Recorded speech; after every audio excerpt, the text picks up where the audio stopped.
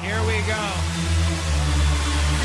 It's Klein Alley Show. Lowe 6.7, KROQ FM in HD Pasadena, Los Angeles, Orange County. The Sonic Pulse of Los Angeles. This is the world famous KROQ. Hell yeah, welcome to your Tuesday on KROQ, Klein Alley Show. I'm Klein, that is Alley. Morning. You got DJ Omar Khan there. Yeah, what's happening? The audio sniper. Someone requesting as they're on the way to a job interview. Can I get some Cabana Klein to put me in a good mood before I have to go ahead and lie to get this job? There you go. There you go. Positive vibes. It's all about that confidence when you walk into a job interview. You have to pretend like you know your stuff and know what you're doing, even if you have to lie and really have no idea about what's required for that job. It's a very stressful moment, the in-person job interview. I mean, nowadays, I feel like aren't people getting jobs and then not even showing up because they realize that they don't feel like going to work? So they get hired and then, like, first day, they're just like, no, didn't show up. Isn't that a whole new thing that's happening now? That's happening, and I think also it's like, oh, you have a second interview, and they're like, am I getting paid? And they're like, no. And they're like, okay, forget it. Yeah, I'm not going to do that. I'd be better off door dashing this morning than going in and meeting with you about a possible job. In the back room, you got Jake the Nerd. He's in his nerd hole over there. What's that? And then in the chicken coop, you got producer Vanessa and Postmaster Johnny at 800-520-1067. This morning on the show, we will give you the gift of eternal life as we help you live forever with a brand new Old People Secret. Here's a tease. You can just ask any one of these whether I complain. No. So that'll be coming up a little bit later this morning. Was it a possession? I don't know what's The happening devil there. rejecting her. That is a poltergeist situation that's going on, and we will get into that a little bit later. We'll also get you on that standby boarding list, send you to go see Sublime in the Netherlands, and much, much, much, much, much, much more, including a rattlesnake expert that will help potentially save your life, because it does feel like every day now there's another story about rattlesnakes biting people. Yeah, and it seems that there's discrepancy on what to do when you encounter a rattlesnake. Apparently, Right. Jake says it's just fine. You didn't need to walk by and do absolutely nothing. Well, Jake I actually know what to said do. to Vanessa, cancel the rattlesnake expert. I am a rattlesnake expert. We don't need this person on. and we're like, we don't want to book Jake. Yeah, that would be just, if we're ever at a point where we're booking Jake on the show, consider it our last show. Because that means we're out. Let's We're go. done. Jake, the rattlesnake expert, this guy spent his entire life studying at rattlesnakes and saving people's lives and telling you what to do if you got to suck the venom out and all that. What do you know? You've never even been bitten by a rattlesnake. So what? I've had encountered rattlesnakes a bunch of times, and I know what to do. If you get bit, all you gotta do is elevate the wound. You gotta get it above the heart, is what they say. That's what he's gonna tell us. He'll say the same thing. That's what he's going to tell us. Maybe we should do a little competition Yeah, between Jake, the two of them. There's no way. Vanessa spoke to this person. They're very well versed in rattlesnakes. Sure. Like they know all things. Your whole thing is lifted above the heart. That's what they say to do. That's what the experts say to do. That's what they say. But we're talking to they. You understand? Okay, We well- booked a they. Well, And if that's they not say me something trying to be different, woke. That'd be great. But they're not going to say something different. He's going to say the same thing. And so we don't need him. Book me instead. On the other hand, Vanessa booked this rattlesnake expert, and Klein said, oh, for the rattlers. And she said, what's that? Yes, because I don't know what the rattlers are. So there is a differentiation here. Rattlers are rattlesnakes, Vanessa. That's what we're trying Short for rattlesnake. That's what we're trying to save everyone from. The rattlers. Someone get her some double espresso stat. We'll get into the complete show and give you some of Allie's money coming up after Lincoln Park on KROQ. KROQ. Klein Alley Show. Mornings on KROQ. Yeah! KROQ. $100 of Allie's money could be yours, and all you have to do is be on the phone right now at 800-520-1067. Study up. You have exactly 5 minutes to study everything you possibly can about what's happening in the world. Most of it bad news, occasionally some good news, and then obviously some food news, which I'm sure will be in the mix as well. If you are interested in playing and taking Allie's money, call now 800-520-1067. We're back in a moment with some Allie Knows the News, your chance to become $100 richer, get bragging rights for life, and join us for the Allie Knows the News Tournament of Champions, which we got to schedule. We keep talking about it, but we got to schedule it. Mainly you keep talking about it. All we have right now booked for that is Four Loko Freddy, who will be returning for the Allie Knows the News Tournament of Champions. And I accept his challenge. And there's a few others we've met along the way. I forget who that janitor was that called and battled Allie. I was a big fan of that janitor guy. And then a few other people have beaten Allie as well. But whenever we're doing like a live event, we always meet someone that's like, by the way, I took Allie's $100 6 months ago. I would like to rematch any worthy opponent, even the ties. There were a couple of really good ties there. If you've ever tied Allie and you left here feeling unfulfilled, now's a good time to call and get some of that glory back. Back with that in a moment, but first, some details about a trip we'd love to send you on, which you'll have a chance to hop on the standby boarding list for coming up this morning on KROQ. World famous 8 Mile High Club. Favorite KROQ bands and destinations all around Stop number 10. Hey, it's Jacob Nolan. Hey there, it's Bud Goff, Sublime. Go all in on waffles. Pretend windmills are your thing now. Walk loudly in clogs on purpose while questioning how there's this much cheese. When you see Sublime in the Netherlands. That's when things got out of control. I don't wanna be your man no more. And Sonata on my mind. Sail the canals every hour from 9 to 6 for your chance to get on the standby boarding list. You got a lot of good chances here. Oh, let me tell you what I feel like loving is what I got in know. KROQ Mile High Club Destination 10. Sublime in the Netherlands for the first time ever. Courtesy of Atlantic Records. Keep listening for your chance to win. The world famous KROQ. KROQ. From DTLA Law Group Accident and Injury Attorneys. Accident to work injury? Text injury help to 40222 for a free case review.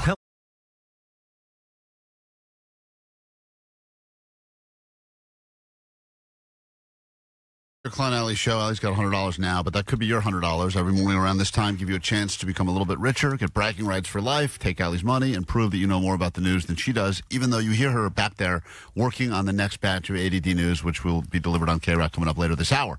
So we say good morning now to people all over Southern California that want your money, Allie, and I'm looking at people on the phone from Whittier and Northern California, Orange County, Los Angeles, Long Beach, and we say good morning now to Jake, who's listening to us in Highland Park. Hey, Jake, good morning. Welcome to KROQ. Hey, good morning. Sweet Dibs. Sweet Dibs. 5 questions about things happening in the news. Do better than Allie and instantly take her money and bragging rights for life. She will leave the KROQ studios once she is officially sequestered in the halls, where she will start grazing through coworkers' lunches, I'm sure. Then your round can officially begin. We'll score together at the end, see how you did. If you're listening, please see how you would do in this edition of Allie Knows the News. Allie Knows the News. All right, there's a new reward now for information linking anyone to the person responsible for the donkey attacks in the IE. What is the reward up to now if you can help them track down the person responsible for all them donkey attacks in the Inland Empire? What would you say the number is? I'm going to say $50,000. $50,000. We've got a question number 2. Starbucks taking heat from fans of what show after they've announced a collab drink to celebrate that show's 20th anniversary, but fans are none too happy about it. What show is Starbucks collabing with? I'm going to say Sex and the City. Sex and the City. We got a question number 3. This NFL player has just signed a 3-year contract extension. A lot of people thought it was going to be retirement time, but now he's going to get $54.7 million in a new contract. Who is it? Oh, man. I'm going to... I don't know what to say. All right, he's having a meltdown right now. We go to question number 4 now. A cat in Irvine has been saved after spending 10 hours where? A unique location. The cat survived. 10 hours where? In the car's engine. And finally, question number 5. Bad news if you're a lady who likes to wear larger clothing, because this clothing chain is going to be shutting down 151 locations, which means... Go ahead. I know it starts with an F. Fed? Yeah. Okay. That sounds like a good name for a place. Let's bring Allie in. We'll score together, see how you did. She's making her way back into the KROQ studio. Say nothing else. All actual news happening in the world. And here we go. What are you eating? What'd you eat? I think I found Mike Simpson's frittata. Oh, nice. Good stuff. Yeah. Eat that stuff. No food is safe here. That's really sticking to this. Really are. That's his frittata. When he comes looking for that frittata later, I'm going to blame you. Don't blame me. Somebody hates you. Question number 1, Allie. The reward is up to how much money right now for any information that could tie anyone to the attacks of the IE donkey, all these attacks of donkeys. Oh, yeah, God, there's a lot of those. And they now are saying, we've got a reward, and we're going to give you this much money if you help us find the person responsible for these donkey attacks. $20,000? $20,000. It's a big reward. I guess Jake said $50,000. And that is the exact number on the nose, $50,000. That's a lot for some donkey attacks. Yeah, if you can help track down the person responsible for the donkey attacks. That's Guthrie level reward. No, Guthrie level's over $1 million. Well, it was like 50, then it was 100, then it got to $1 million. Right, but no one could find Guthrie, so maybe while we try to find her, find some donkey attackers. Maybe they're connected. Number 2, Allie's down 1 early. Not a good start for you. Question 2. Okay. Starbucks taking some heat from fans of what show after releasing a collab drink to celebrate that show's 20th anniversary? Hannah Montana. Okay, that is the correct answer. A lot of the fans of the Hannah Montana show are saying that the ingredients in the Starbucks drink would never be ingredients that Hannah Montana's character would drink. Hannah Montana hated that ingredient. I can't remember what it was. Raspberry or something. Yeah. Anyway, so they're all upset about this collab drink. Anyway, sadly, Jake did not get that one, so Allie's tied it up now, 1-1. We go to question number 3. Speaking of 3, this NFL player, rumored to be retiring, has just signed a 3-year, very lucrative contract extension worth $54.7 million. Yes, I believe that would be Travis Kelce. We're going to see him for another few years. Travis Kelce. Everyone thought he was just going to retire and live off Taylor Swift's money, but not the case. That's what I would do. Of course, we all would, but he's going to stick around and still be the loser of that relationship, bringing in $54.7 million over the next 3 years. That is the correct answer. Allie goes up by 1 with 2 questions left. A cat has been rescued in Irvine after spending 10 hours trapped in what interesting location? A cat or a kitten? A cat. I mean, I don't know. They're the same to me. Kitten, I don't know. All right. That's it. That's the cat. That's the one? Okay. Yeah. All right. Cat man. I think there was a bunch of kittens that were found in a car engine, but I don't know if this is the same story. That is the same story. Jake got that as well. He said car engine. Both of you on the board again. 10 hours spent living in that car engine. Didn't you have rats in your car engine for a while? I did, but I also did have a cat in the car engine. Oh, you did too? Well, yeah, our cat was lost for a while and then found in our car engine. Yep, cats are great. They love engines. And finally, question number 5. Allie is up 1 still. This clothing store, known for larger clothing for women, is going to be shutting down 151 locations. Not Talbot's. Not Talbot's. Ann Taylor? Lane Bryant. Ann Taylor Loft? Lane Bryant. You've guessed a lot of things. He guessed something that said Fed or something of that sort, but the brand is called Torrid. Torrid, which yeah. Targets women's sizes 10 to 30. I think that's like a larger lady lingerie. Oh, Torrid. Is it? Mm-hmm. Wow. I know about all of them. How are those not more popular? How do they have 151 stores? That seems crazy. They were in every mall. Never heard of one. Yeah.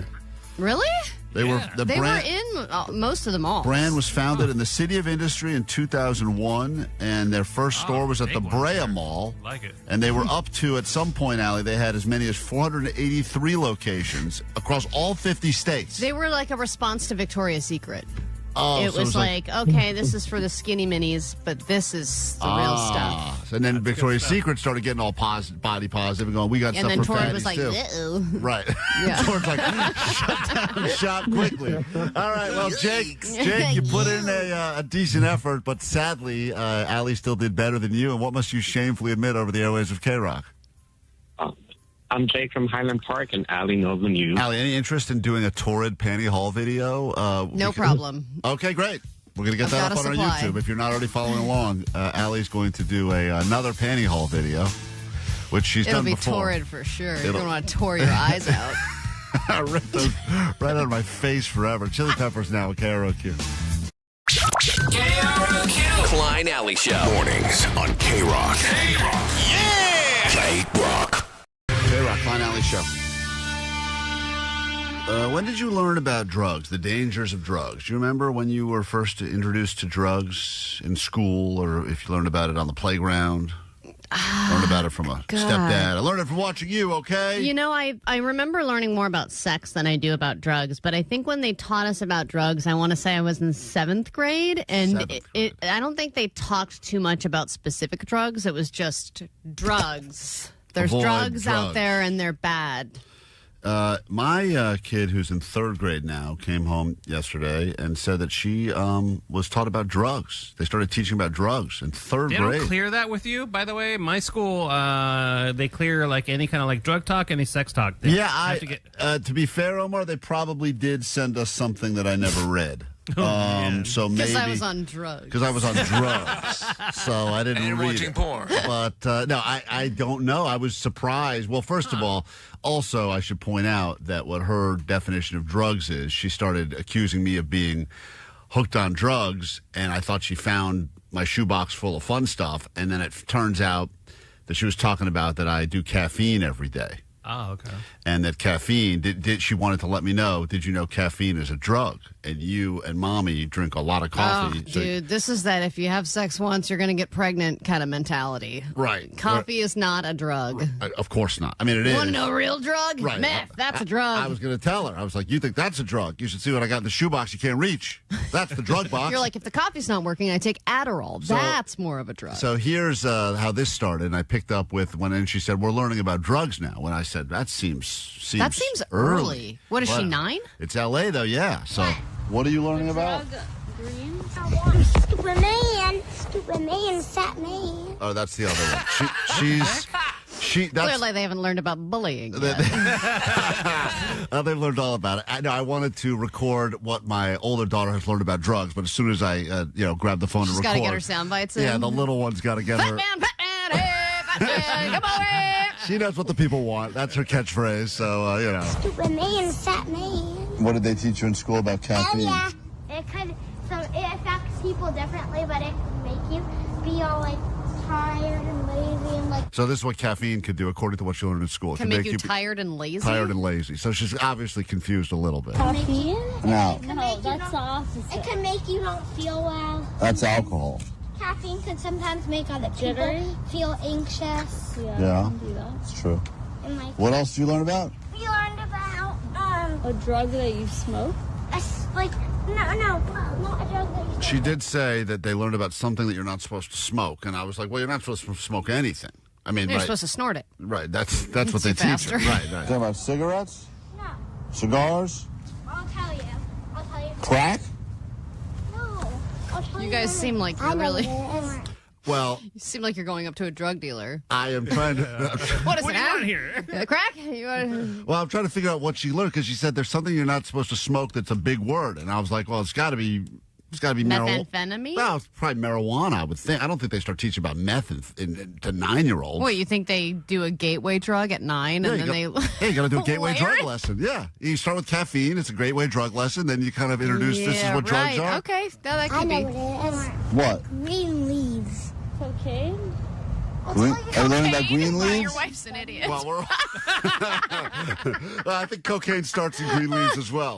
But I mean, so she's going right to the fields. Yeah, we're at this point now. We're giving her quite a lesson in drugs, trying to figure out what they've covered in school. Perhaps all they even talked about was caffeine, and now we've given her a whole barrage of things that she can learn about. Are you learning about green leaves? Weed, marijuana. We're learning about one of the ones I think I remember is it's like from this plant. The devil's lettuce. That's so weird. Marijuana. Is that from a plant? Is it green and looks like that? I don't know. Does it look like this in my sock drawer? Does it look like all of these little brooches that are around my backyard? Because it can also look like these gummies. It could look like this. It could look like this. Yeah. It's so funny because in a moment she wonders why I'm so curious about this lesson because she claims you guys are both really getting inquisitive. Well, she said I've never asked her about one other thing she's learned in school ever except for this. I don't know. They don't show you pictures. What did they tell you that one does? I forgot. I'll tell you tomorrow. Why are you so concerned? Oh, well, I'm curious what you're learning in school. You're never that curious. You're like, oh, okay. And I'm telling you, I don't know yet. Well, she's making the point. Good impression of you. Okay. Okay. I'm not that... Math, blah, blah, blah. Right. She comes back and says she learned how to write a letter in cursive. How many follow-ups do I have for that? Not a lot. But when she's asking about... I need to know you what have 17 other terms. Yeah. Mary Jane, the devil's lettuce. I need to know what she's learning, so I need to know to cover my own basis. You know what I'm saying, Allie? If she knows what's up, I need to get... So you're just concerned about your stash? Yeah. Got it. You're not concerned about your cursive. No, not at all. Because, no, I do know, but I forgot. It was long. I'll tell you tomorrow, jeez. All right. Yeah, we're learning about drugs and, like, not just... Never take drugs from people. In my fifth... See, there you go. From other people? Is that what she said? She's just saying you don't take drugs. Buy them from a pharmacy. Right, you got to get them from, someone you know, right? I do. Now, the other one now is decided that now she's learned that drugs are something you're not supposed to do, so now she's decided that she's now going to take drugs. Cool. So... In my fifth... I do. Every single day, and I said yes, and I had one today.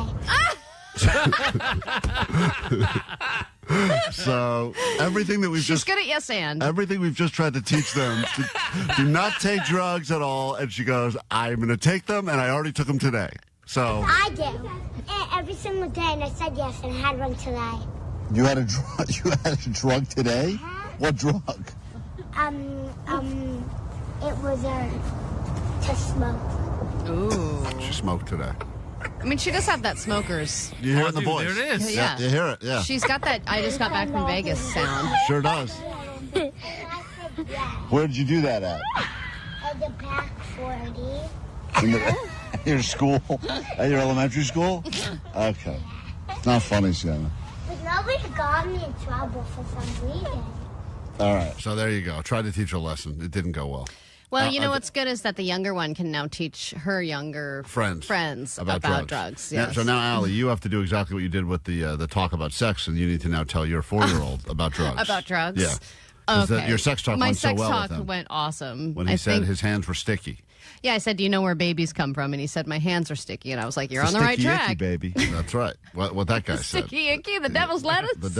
I'll teach him about the devil's lettuce tonight. So remember, this is the valuable lesson we should take from this. You want to do the drugs, don't have the kids. There you go. That's what I should have said. Should be interesting tonight. Quick break, and hopefully we helped everyone now. This show started with a call from a listener that got out of rehab right into the conversation about drugs. I hope this wasn't triggering for her.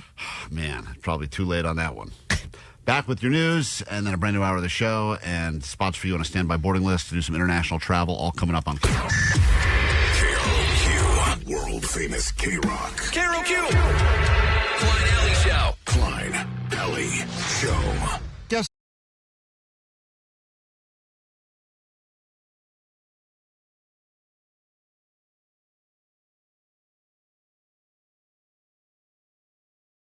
Into some ADD news, then a brand new hour of the show. We'll get you on that standby boarding list. You see some Sublime in Netherlands. Sublime's coming to hang out with us, I think, in the studio tomorrow.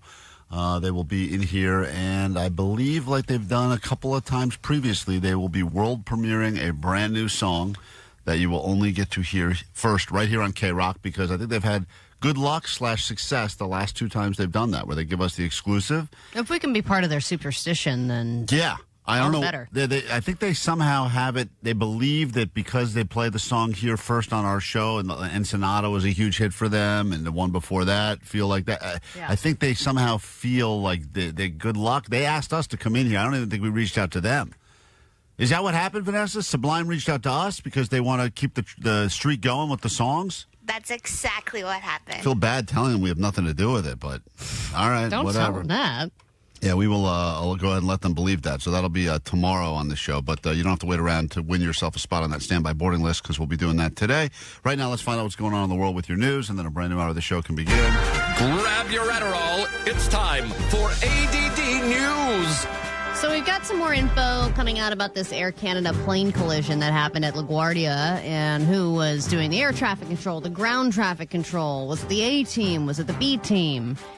To me, there's not a whole lot to investigate, because it's obviously this guy's fault, who said, I messed up. I messed up. No, man, he did the best he could. Did he do the best he could? That is what they're trying to figure out. We are also getting more information on the crash itself. The plane was going 90 to 100 miles per hour when it ran straight into that fire truck, and the people driving the fire truck were extremely lucky because the plane just missed them and hit the middle of the fire truck. So obviously it's miraculous that they survived. The pilot and the co-pilot unfortunately lost their lives in this crash, but the flight attendant, who was ejected from her seat, This is incredible. She was sitting in her jump seat. Her back was to the cockpit. She was facing the passengers. So it's that little seat they get in before for takeoff and landing. After the crash, she flew out from the plane and landed 300 feet from the plane and survived. She has some broken bones, and they said she'll need surgery, but she's going to be fine. They said it's a total miracle that she made it. So obviously sad that the pilot and the co-pilot lost their lives, but it could have been much, much worse. Just seems to me like, obviously after the fact, easy to say these things, but talk about the things that should be very avoidable. Driving on an active runway that's being used for takeoffs and landings seems like the kind of thing that should be figured out. I don't know why that's so difficult. But apparently this is a very hard job. Like we talked about training for certain jobs, right? To train to be an air traffic controller, they said takes 3 to 5 years. And that it's very complicated. And then as we learned when we were going to do an AMA with an air traffic controller and Vanessa booked a ground traffic controller. That's right. We never aired that. There are two different areas, right? And if both of those are colliding, like the person who is directing them to land is air traffic control, and the person who's directing the fire truck is ground traffic control. So if they're not communicating, then there could be an oopsies moment.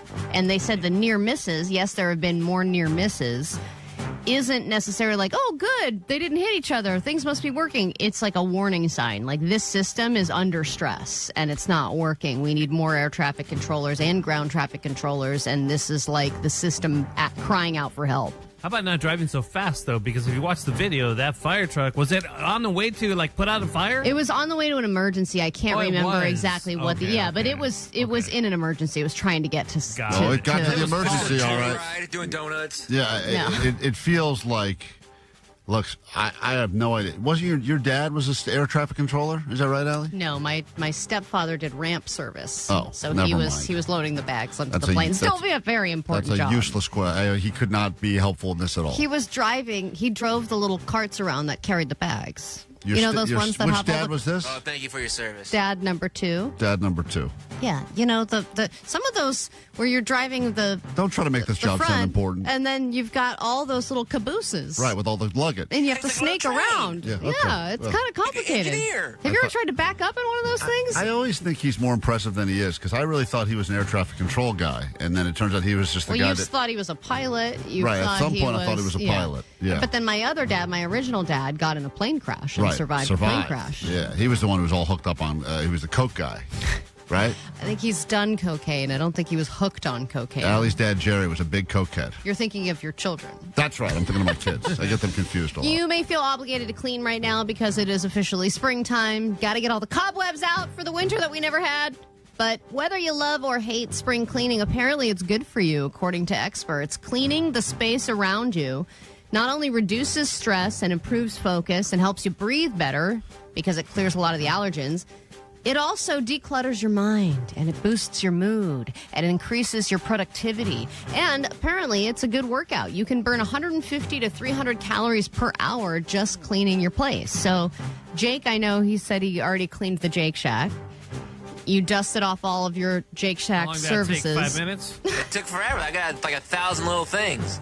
That's Jake's cleaning off a you counter? wiped down all your crap? Yeah, my God. I used to clean my grandma's house, and she had so many little tchotchkes. It took Jake forever to clean. Everything Jake has is like little things. Little things that most people would just throw out, and that's like those are his collectibles.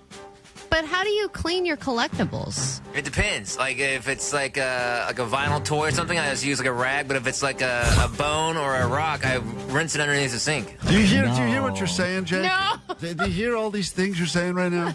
If I have to clean a bone or a rock, I wash it in the sink. Like an archaeologist. But if it's it's like brushing it with a tiny brush. Yeah, but if it's an action figure, you rub it with a rag. Did you not hear what you just said out loud? How does that make sense?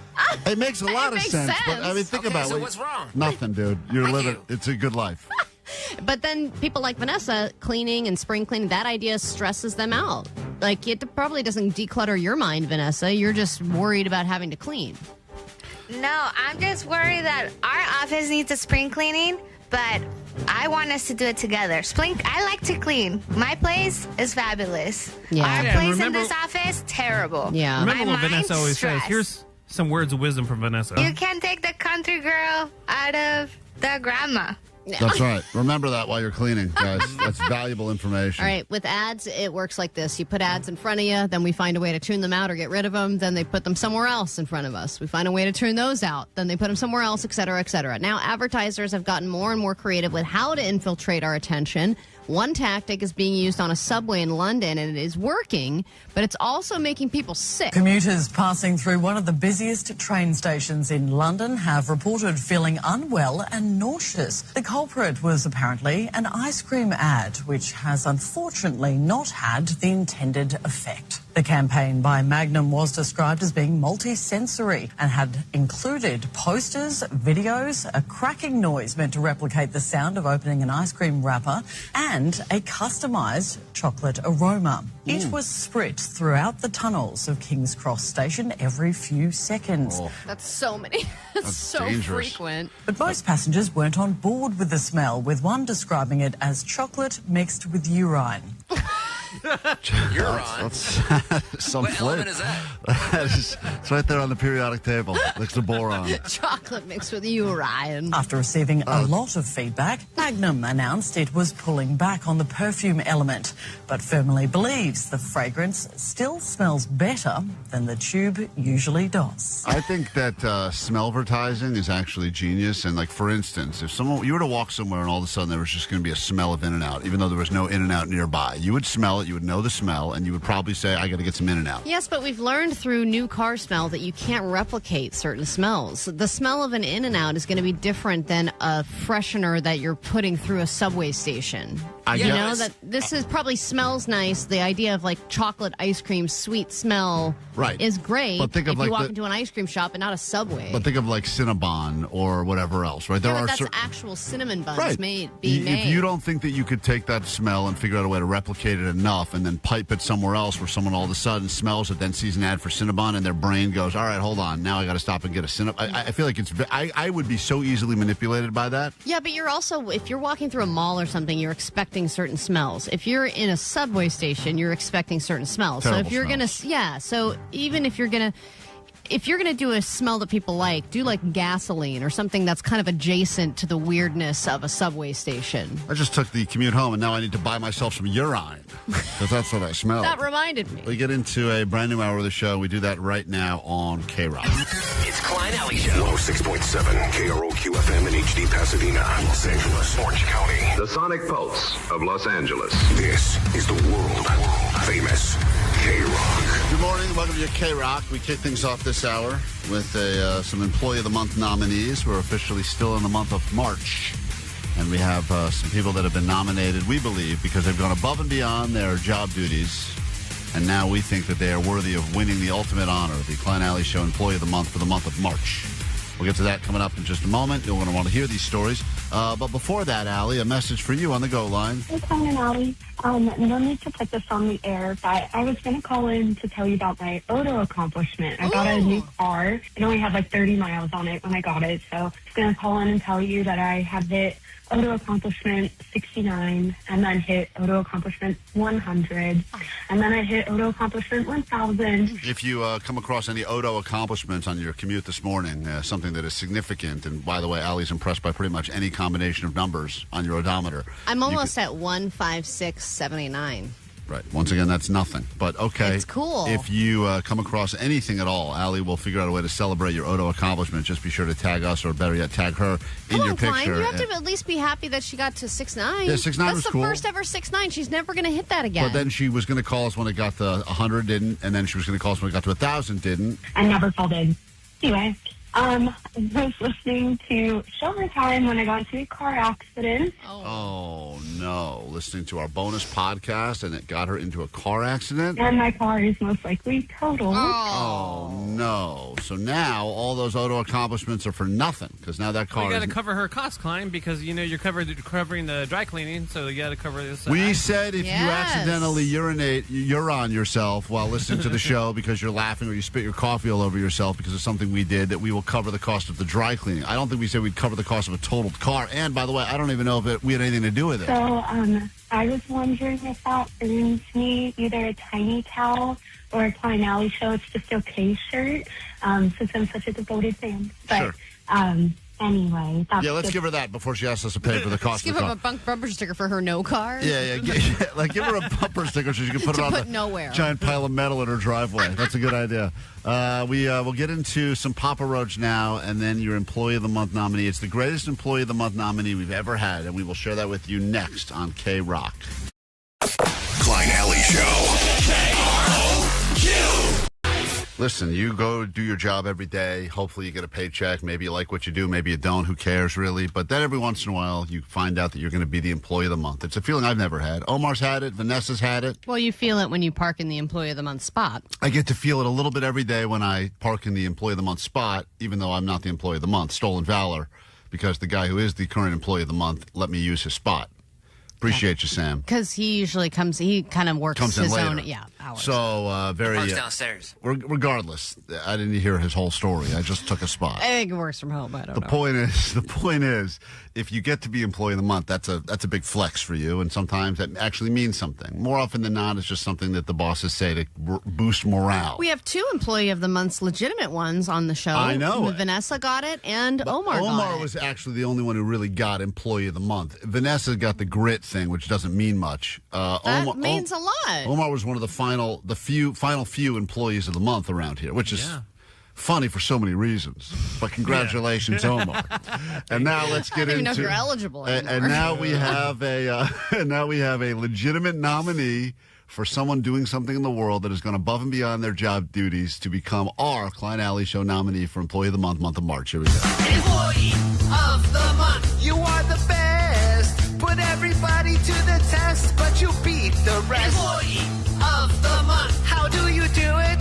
How do you become the Employee of the Month? Now, these people work in education, which is it's a very thankless job, and that is why we feel like we should spotlight them, Allie. Well, a couple of school employees in Macomb County in some serious trouble tonight, appearing to be engaged in some X-rated activities on a school bus. Fox News' Jessica Dupek is here, and this all got found out because of some cell phone video, Jessica. Yeah, we had to watch that raw cell phone video a few times, and Roop, I was really hoping that... Wow, why did they make them watch it a few times? I don't think anyone made her watch it a few times. And no need to I really had to get a good look for the we had to news watch report. that raw cell phone video a few times, and Roop, I was really hoping that maybe they were just cleaning something off of the seats, but upon further review, it really doesn't look like it. Now, upon the 11 times I watched the raw video, they're definitely not cleaning something off the 10 times seats. I finished.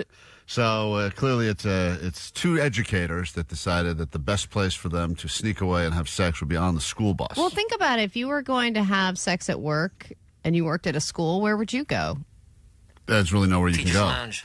No, you can't go anywhere in the school, probably. I would So wouldn't you imagine. go to a bus? The bus, but school buses are gross, like breeding grounds for just disgusting.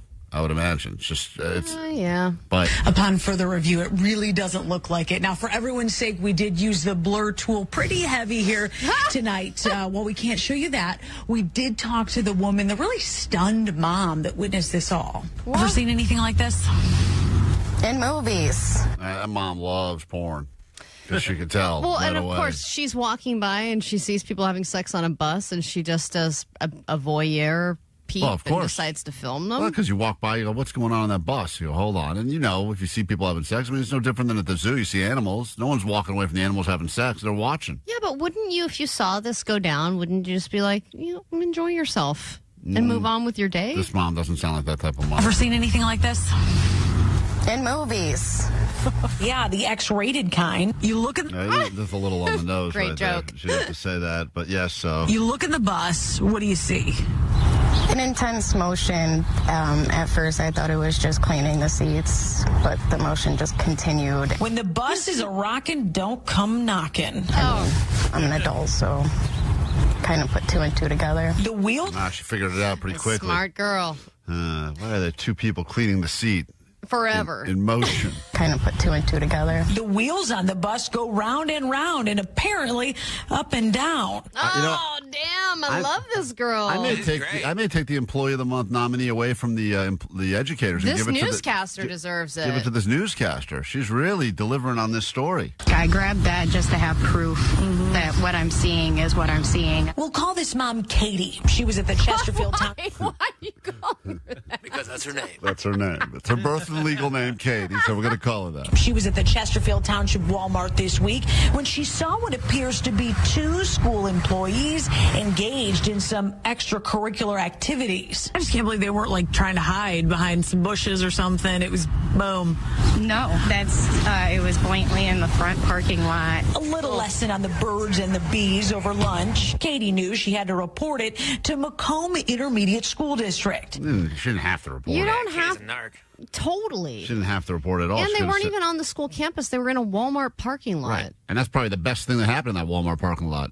There's probably next to 50 other buses with people having sex on them. That bus are making meth. That bus are doing this. Yeah.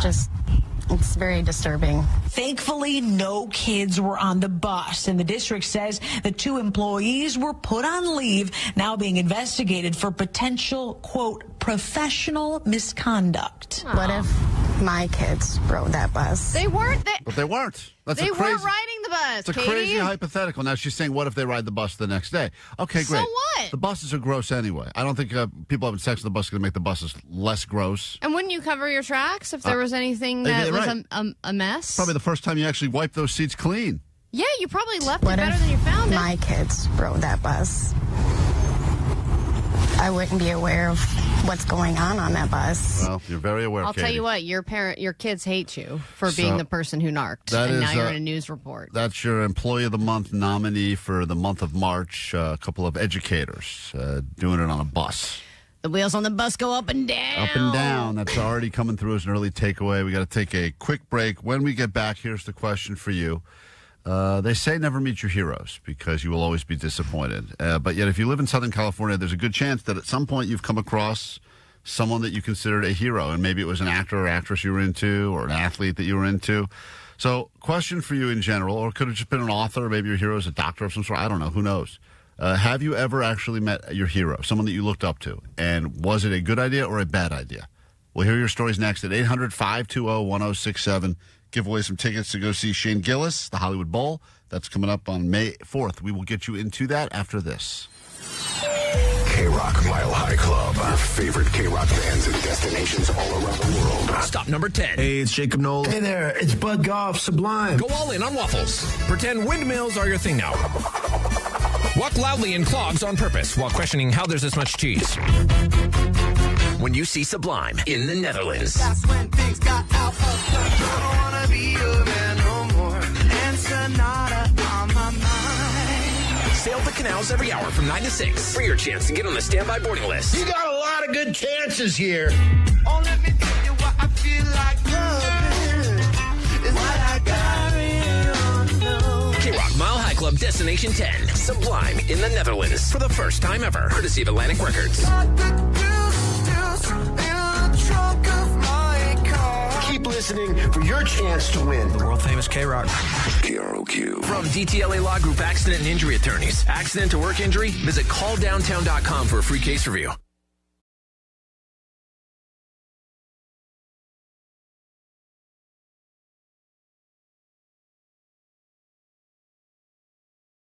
Klein Alley Show. The number to join us, 800-520-1067. The question's simple. They say never meet your heroes. It doesn't have to be someone that's necessarily your hero, but someone that you admire, look up to.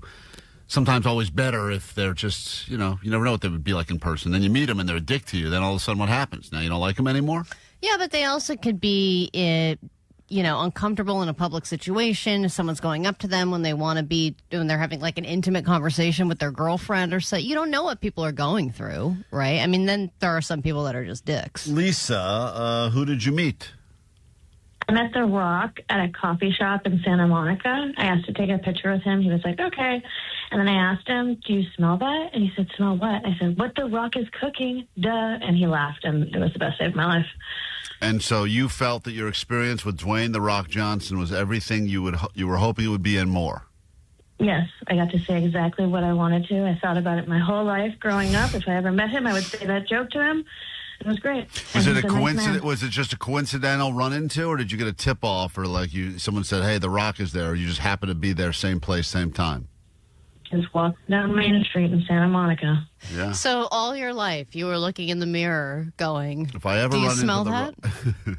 Do you Pretty smell much. that? And it's triggering for me. Yeah. All right. Careful. Yeah. Usually that means Jake is nearby. And The Rock goes, yes, I do, and Yeah. it is pungent. All right. Well, there you have it. So Lisa, one of the biggest action stars of our generation, Dwayne The Rock Johnson. I'm not surprised that he's Was actually pleasant. a cool guy. Yeah. Right. That one doesn't surprise me either. I feel How like about- even if he hated everybody he was around, he would be the nicest guy. So. Eric, you met your hero. Who was it? Where'd you meet him? I met Flea from the Red Hot Chili Peppers at the Guitar Center in Hollywood. Was he And? doing like a signing there, or was this just he was just No, happened to be it- there shopping? He was just there. I went to go buy day drinks, and my brother looks at me and goes, "Hey, isn't that Flea?" I turn around, I walked over, I go, "Hey, aren't you Flea from the Red Hot Chili Peppers?" He goes, "Yes, I am." I go, "Thanks. I just want to know." And I walked away, and you hear Flea go, "That is the weirdest encounter I've ever had." Because you didn't ask for a picture, you just want to confirm it was him, but you didn't follow up with any sort of a compliment or a big fan or anything. Just wanted to say, aren't you that person from the Red Hot? Yes, I am. Okay, goodbye. Yeah, no, but what happened was he ended up hanging out with me and my brother for the next 40 minutes, hanging out while he was shopping, and we were. He was explaining his tattoos to us. Oh, that's cool. I've run into Flea Not before. only am I Flea, here are tattoos to prove it. He is chatty. I've run into him before, like when he was walking his dogs. Well, like, I feel like he likes Yeah, he to likes just be chatting. eccentric and chat with new people. That's cool as well. So we're 2 for 2 now on people running into meeting heroes and the heroes being cool, which is nice to hear that because usually you hear the opposite. Well, but also I think people like Flea and The Rock are genuinely, like those are people who genuinely enjoy their fans and the people around them. They're people. Monica, who'd you run into? Where'd you run into him? Hi. So I was about 12 years old, and I met the one and only Gwen Stefani. And she smelled really good, and she was just like, "Hey, Lamb, you want a picture?" And I was like, "Of course." And I was totally starstruck. Where did you run into Gwen Stefani? It was at a concert at Universal Studios in 2002. Wow, so it was like peak Gwen. Yeah, but see, to me, not to take away from your story, but that's where you'd expect to see Gwen Stefani at her concert, as opposed to these other people where you run into someone at a random location. You see, like the woman that ran into The Rock at a coffee shop. Right, but yeah, that's what I'm saying is that you don't know what people's day is like. You know, sometimes they just want to turn it off. We have a second Gwen Stefani story. Is this going to be positive? Or Sophia, what happened? Where did you run into Gwen Stefani? Well, I did theater in Silver Lake when I was like 12 years old, and she was the aunt of one of the other kids in the theater group.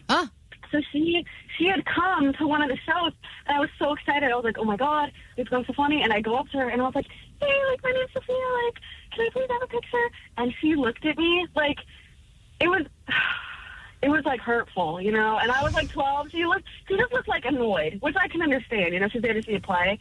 Oh my God, I was so excited. And then I met her another time at the Nickelodeon Kids' Choice Awards, and it was the same reaction. She was just Really? annoyed. Maybe it's just you. Yeah, it's your face. Maybe you're Yeah. just off-putting. Yeah, I mean, don't take it personally from us, Sophia, but apparently you're unlikable. She's a bitch. Okay, relax. Let's not go ahead and attack this fine listener. You think of she's ours. like, I finally called Klein Alley Show, and they were so rude to me. The two Every people, celebrity she meets. Gwen Stefani was rude, and Klein Alley Show was rude. Sophia, do you think it's you or us? What? No, it's okay. It's definitely her. It's you. Let me say hi to Bryant, who had a not-so-good encounter with a celebrity. Hey, Bryant, you met your hero. What happened? Yeah, so I'm just chilling at work. It's midday at the Biltmore Hotel in downtown L.A. I work renting cars there, and who comes up? Biz Markie. And who doesn't love Biz Markie? I'm a big hip-hop fan. You know, this was maybe 15 years ago. And so I'm talking to, I believe it's his manager or something. I say something to him like, hey, I'm a fan. No response. All right, pull up the car, go around, get him the car, get him in the seat, want to say one last, like, okay, maybe he just didn't hear me. So I tell him, man, I'm a big fan, all this stuff. literally doesn't even look at me. Just gets in the car, goes on, and the manager says, "All right, thank you," and they go off. And I'm wow. That's a bummer, too, because Bismarcky, R.I.P., he's dead now, I believe. But, you say he's Now he just really can't a friend. react. Yeah, now he can't react at all. But I would imagine, right, like everyone loved, that was one of those guys that was universally loved. Yeah. And, to give no response, no I feel like response. is the most rude thing you can do. Yeah. Just to not even acknowledge that someone's talking. Gustavo, who you say never meet your heroes. Who'd you meet? I met Tobey Maguire, Spider-Man. The previous Spider-Man. Where was that at?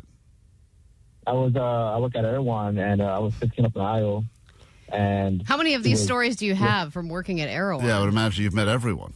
I have plenty of stories, but Tobey Maguire was the best one. What's the policy there when you run into this famous person like Tobey Maguire? Are you not supposed to approach them, or how does that work? No pictures, just no pictures. No pictures. So you go up to Tobey Maguire in the aisle of an Erewhon, and what do you say? So I'm fixing up an aisle. He's looking at some protein, and I asked him if he needs any help. And since I don't know that section, I called someone else, and I turned back. I'm like, hey, I think that's Tobey Maguire. And sure enough, as he's paying, I'm at the door, and I'm like, hey, I'm a big fan. Can I just shake your hand? He's like, hey, man, thanks for everything, or thanks for watching. And shook my hand, and that was it. I was completely starstruck. So did you have any bad celebrity encounters at Erewhon, or was that just most people have been pretty cool? Everyone's pretty cool. The only rude one was a Mexican singer, J.O.P. Just said, hey, what's up? And he just walked right by me. It wasn't that big of a deal, but everyone else is pretty chill. Well, some people are in autopilot when they're doing their grocery shopping, though, We have back-to-back Wee Man encounters, Allie.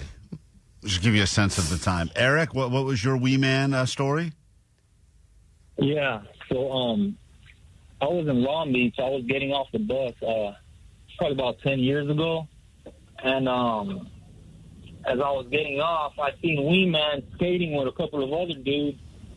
So I'm like, oh, wow, Wee Man, what's up, man? I pulled out my hand to shake his hand, and his response to me was exactly this.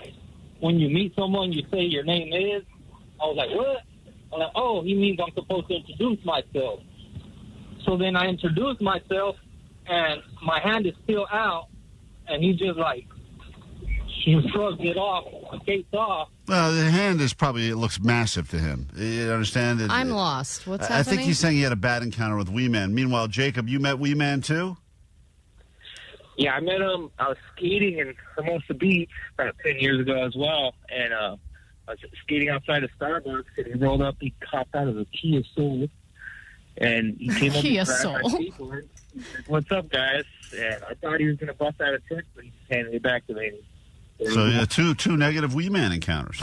Wee Man was always very pleasant when we've chatted with him before. And I feel like I've talked to enough people that said that he was great. Gabriel, we'll give you the final word here. They said never meet your heroes. Who'd you meet? I met Gene Simmons at a Kentucky Derby Prelude party, it's called. And I was pretty drunk, and I was like maybe 21 at the time. I just started drinking, and I was doing, recording red carpets, and got to see a lot of celebrities there, and I didn't know who Gene Simmons was.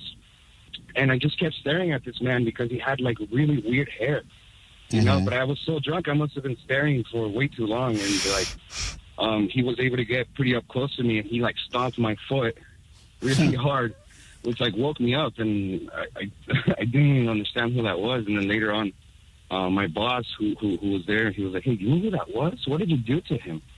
Yeah, well, that's the problem with Gene Simmons. Always negative reports from the Gene Simmons man. All right, Joey, we'll give you the real final word here. Let's end on a good one. What's up? All right, I met Bill Nye, the science guy. Oh, yes. Now we're talking. That's a hero. You would think biggest dick I've ever met. Really? What? Bill what Nye, the science guy, was a dick? Why was he a dick? What did he do? So at the time, this is about 10 years ago, I was working at a museum here in L.A., and I was doing an event that he was at. I was doing AV. And I went up to him. I was like, oh, my gosh, I watched you in the 90s. I loved you. You were the best and everything. Didn't say thank you, nothing. All he said was, yeah, can you give me a Diet Coke or something? Oh. And I was like, well, I'm sorry. I don't do that. I don't have that. And he's like, well, what do you do here then? So, yeah, that was a bummer. Yeah. Yeah, you don't want to find out that Bill Nye, the science guy, is a dick. When you get too smart, you get dickish, maybe. I wish we had time for all these stories, but I feel like even just hearing these stories from other people now, it's ruining my Your feeling feeling about those people. Right, because I just want to hear that everyone was cool. All of your happy thoughts about Gene Simmons are gone. Jonah, you met Big Boy? I sure did. Big dick, right? Huge dick? Not really. I mean, maybe when he's being Lutheran to say, but he was really cool. Oh, damn. Damn it. Did you have the cowbell? Of course. Can't travel without that. So that's how you find him when he gets lost, right? KROQ, we are Klein Alley Show. World famous KROQ. Klein Alley Show. Klein Alley Show. KROQ. KROQ, Klein Alley Show. 20 minutes, less than 20 minutes, get you on the standby boarding list, sends you to go see Sublime in the Netherlands. And if you want to see Sublime, they will be in our studio tomorrow around this time. You can watch on YouTube, so get used to that right now as we are streaming live there as we speak. I know everyone's anxious for me to get pregnant so that I can go on leave so that Lena Abovian can take over. Oh, yeah. Get some real eye candy in the studio. We got some Klein Abovian stickers that are coming in next week. They're going to be awesome. I'm not pregnant yet, but this is the next step in the process. Was I had to get some tests done yesterday, to make sure the uterus is on the up and up, that there's nothing weird in there since having the first kid. But I thought you have a wonky uterus. I thought they said something was wonky on it. I think everything's a little wonky, but I don't think it was like troublingly wonky. Oh, got it. I think that's the thing with me is everything's just a little bit off, but not off enough to be a condition. Allie was built like a piece of furniture with leftover IKEA parts. I think that in the womb, I maybe never turned over or something, and one side just didn't develop as much as the other side. Because it's one eye is smaller, one boob is smaller, one leg is shorter. All it's on the just same all side of the body, on the or same no? side. Oh, really? Yeah. Huh. So either in the womb or out of the womb, something happened, or I just didn't get turned over enough. I thought your mom was a big smoker while she was pregnant with you. No, she claims she didn't smoke during either pregnancy. Well, we'll have to ask her next time, Lie Day Friday, get your mom on that thing, because I bet you she smoked a lot. No, I don't think she did. I think she told me once I got pregnant, it was like, boom, out of my mind. She quit smoking. That's how it was for me. It was like, that's not a part of my life anymore. Gone. It's amazing. So I went to the same doctor that I had been to 5 years ago when I got pregnant the first time, because I had to get this test done. So I hadn't seen him in a while, and they said, okay, we're going to put this catheter in you, then we're going to shoot this saline spray inside of your uterus, make sure everything's good. By the way, how you been the last 5 years? And they said, we have to do one test, an additional test. Everything looks good here, but the one test that we have to do requires that you have no nipple stimulation for the next 7 days. And I was like, he said that to you? Random requirement. He said you cannot have any nipple stimulation for 7 days. She said, they said that the test that you're having done I forget what it's even for, but she said it could screw up the levels if you have too much nipple stimulation. Is that a big deal for you? No. Is that going to be hard for you to give it up for 7 days? I couldn't even tell you the last time my nipples were stimulated. I have overly sensitive nipples. I don't really like them being touched or fondled. Is this a Lent thing?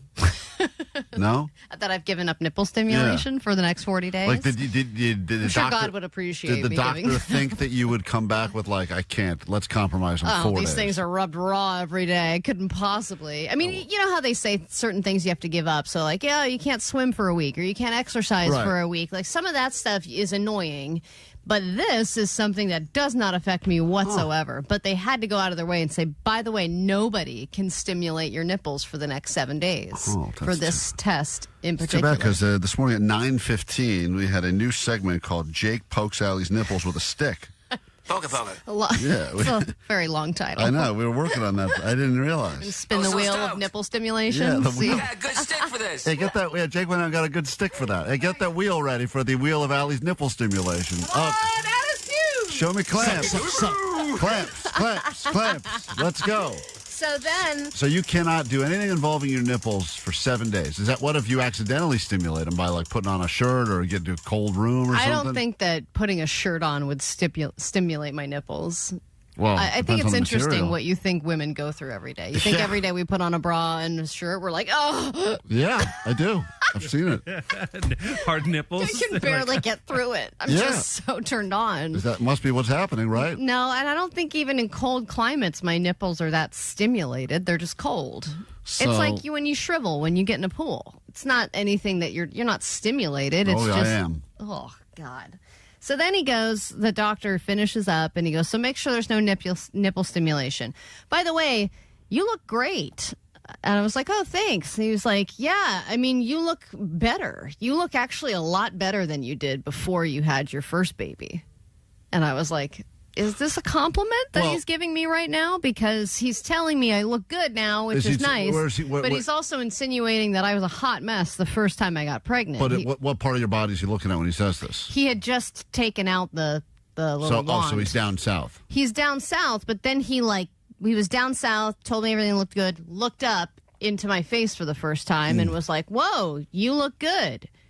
A lot better than you did before. Yeah, I mean, you put on that's just cursed. You put on so much weight the first time around. I mean, you were a disaster. But thank you. He actually said the same. But this was before I got pregnant. Before I got pregnant, I was... Right, I was talking about that too. Okay. So you think before I got pregnant and all the way through the pregnancy, it was all just various mess phases? Yeah. It was like Mayday. So you think now, do I look just like a average human being and before I looked like a gargoyle? Or what? That's right. Oh. But also, I don't think there's any way this guy could remember. This doctor, Yeah, I would but I was imagine... seeing him like every week for a while. Oh, okay. Because, you're going in for all these ultrasounds and stuff. But do you think that's even appropriate for a doctor to say to somebody? Well, you can't say... You look good. Better than you did last time I saw you. You can't say you look worse. Right, so obviously the only option is you say nothing at all, or you say you look. But if you're a doctor, you can say it. You could get away with it. That's like the only person that could get away with it. Yeah, Omar's right.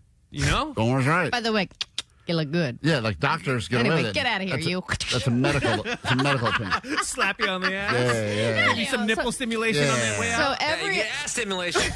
Every other time I saw him and he said nothing, he thought I looked horrible? That's right. Oh. If a doctor doesn't tell you look good, they think you look horrible. Just remember that, okay? The Klein Alley Show. Klein Alley Show. KROQ.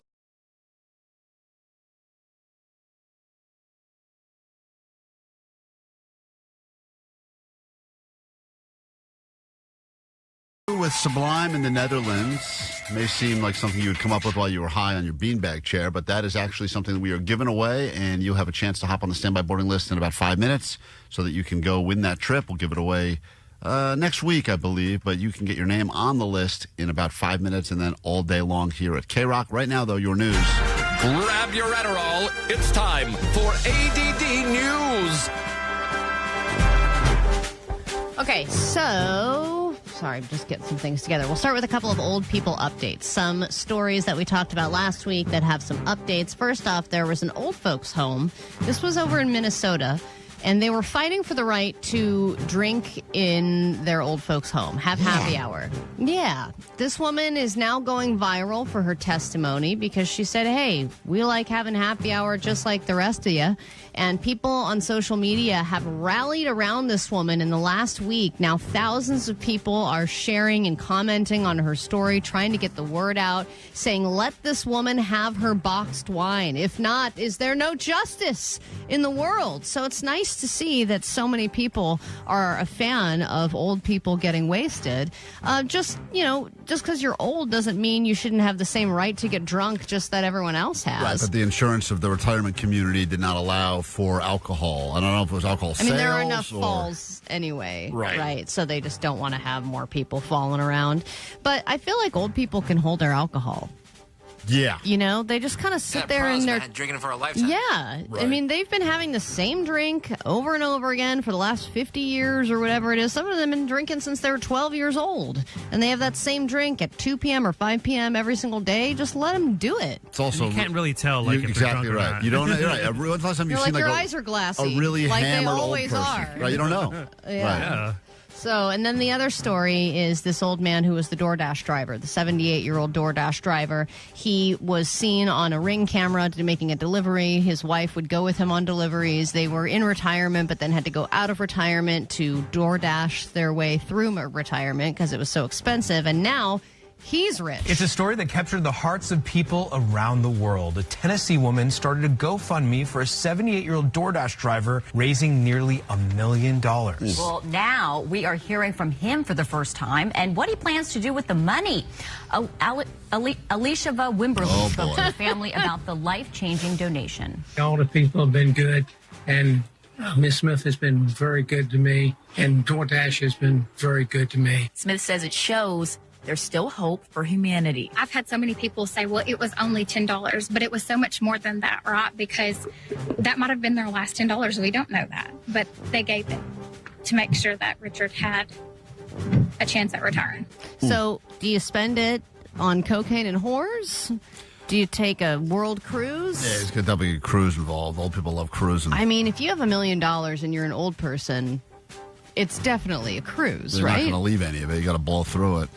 Yeah, I mean, how much of it are you really going to leave? Because $1 million is a lot for a person that age, but to leave to family members, if you split it all up, it's really not that much, right? If you got, kids and grandkids and all that kind of stuff. Guy doesn't have to DoorDash anymore. He can sit back, be responsible. Omar will give him some sort of a responsible financial plan, get him on that, and then guy lives within his means. He could live nice for the next few years. Yeah, no or problem. he just gets one cool nephew to steal it all from him and force him to sign the will. Later this morning, we'll share with you this other old person with an old people secret. Here's a tease. You can just ask any one of these whether I complain. No. That'll be later this morning during a brand new old people secret. Opening day is just 2 days away, so Dodgers home openers. People are excited. People are getting excited, but the cost of the games are more expensive than ever. And of course, if you've won 2 back-to-back World Series games, World Series, that's going to happen. The average ticket for Thursday's game is $392 right now, and that's just for the crappiest seat in the house. So if you are a family of 4 and you want to buy the cheapest tickets available, including parking and 1 hot dog each, 1 beer each, and 1 soda each, that is about $413. Damn. No. Per person. Oh, per person, right. So you're looking at, who even knows what that is? $1 million. Yeah. That's a lot of money just for one game. Gotta start some just more to support GoFundMes. your team. So, yes, it's exciting to support winning teams, but it's also, I think, more exciting to support teams that don't win because it's a lot more affordable. Listen, as someone who has kids that have said to me, can we go to the Dodgers game? I go, we're not taking opening day. I'll find a weekend. I'll find one of them weekend or noon tickets that are not going to cost. Are opening day tickets the most expensive of the whole season? No, but there's because there'll be rivalry games and there'll be ones that matter later. Oh, but yeah, there'd be like playoffs. But this one is a high. I would imagine if you look at historically, you got obviously postseason tickets that go for more, but then opening day is always going to be a huge upcharge, no doubt. Well, and also I think the most likelihood of a brawl. Right? Because people are so excited. I would not think so. Oh, a brawl within the fans, you're saying? Yeah. Oh, in the stands. No, not for the players. I'm saying for the fans that are just so excited. People are going to be in a good mood, I think, coming back. Are they getting there? They must be doing some sort of a banner ceremony. All that stuff's got to be happening, I think right? it has to be like a rivalry and like a contentious series, like when it's later in the season where the standings are really matter. Yeah. The first game's like, whatever, we're having a party. Yeah, there's going to be a chill one. There's going to be, I'm sure there's good. What's the giveaway? What are they? It's a yawn fest. There'll be some strikes. People are going to be pissed balls. because they're going to realize, I'm at a baseball game. Right. Son of a bitch. I paid $400 for nothing. Omar thinks they should give out blankets when you get there instead of bobbleheads so that you can take a nap during the game. A little bottle with some milk in it. Right. That's how much he hates baseball. And then quickly just wanted to tell the basic bitches that the Trader Joe's recall has expanded to 10 million pounds of frozen items in 43 different states. No. And this is for all those kind of bagged items that have shards of glass in them. So that is now getting bigger. Trader Ming's vegetable fried rice, slivers of glass found in their 1 pound meals. Oh, is Vanessa still eating it? I think so. I think so. I will risk it. Yeah. I want an easy fried rice. Yeah. And I ate it. Yeah, you did. Yeah, Vanessa is... a lot of people don't realize what fuels Vanessa. It's a mix of testosterone and shards of glass. And donuts. That's right. She loves a donut. She's not doing donuts, Are though, right, you- Vanessa? You said no donuts. Yeah, yesterday I said that I wanted to give up sweets. Please, no I one know. send donuts to KROQ this morning or any morning. Please Because don't send me anything sweet. I'm going to tell you right now, do not send any donuts to 5670 Wilshire Boulevard. Sweet 200. Because if they get here, Vanessa cannot not eat donuts. And she Vanessa- doesn't want donuts, and she's asking you to please not send tempting, delicious donuts to 5670 Wilshire Boulevard, a care of If you want KROQ. to send something savory. Do not send donuts. Vanessa cannot control herself. She will eat them, and then she will yell at herself and yell at all of us. You don't have to do this to yourself, Vanessa. It's okay to like I sweets. do, guys. I started running because, like I was saying, I was fluffy. Remember that? Mhm. But now my jeans are just getting tighter. I cannot deal with this. I'm short. I will not be short. Maybe and it's fluffy. muscle from all the running. I don't think so. I just think that there are some people who like a friend of mine, she has to have dessert after dinner every single night. That's just how she is. She doesn't feel complete without some kind of a sweet thing, chocolate. Maybe you're just that way, Vanessa. There are certain people that just are that way. Box of shame. I ate the donut.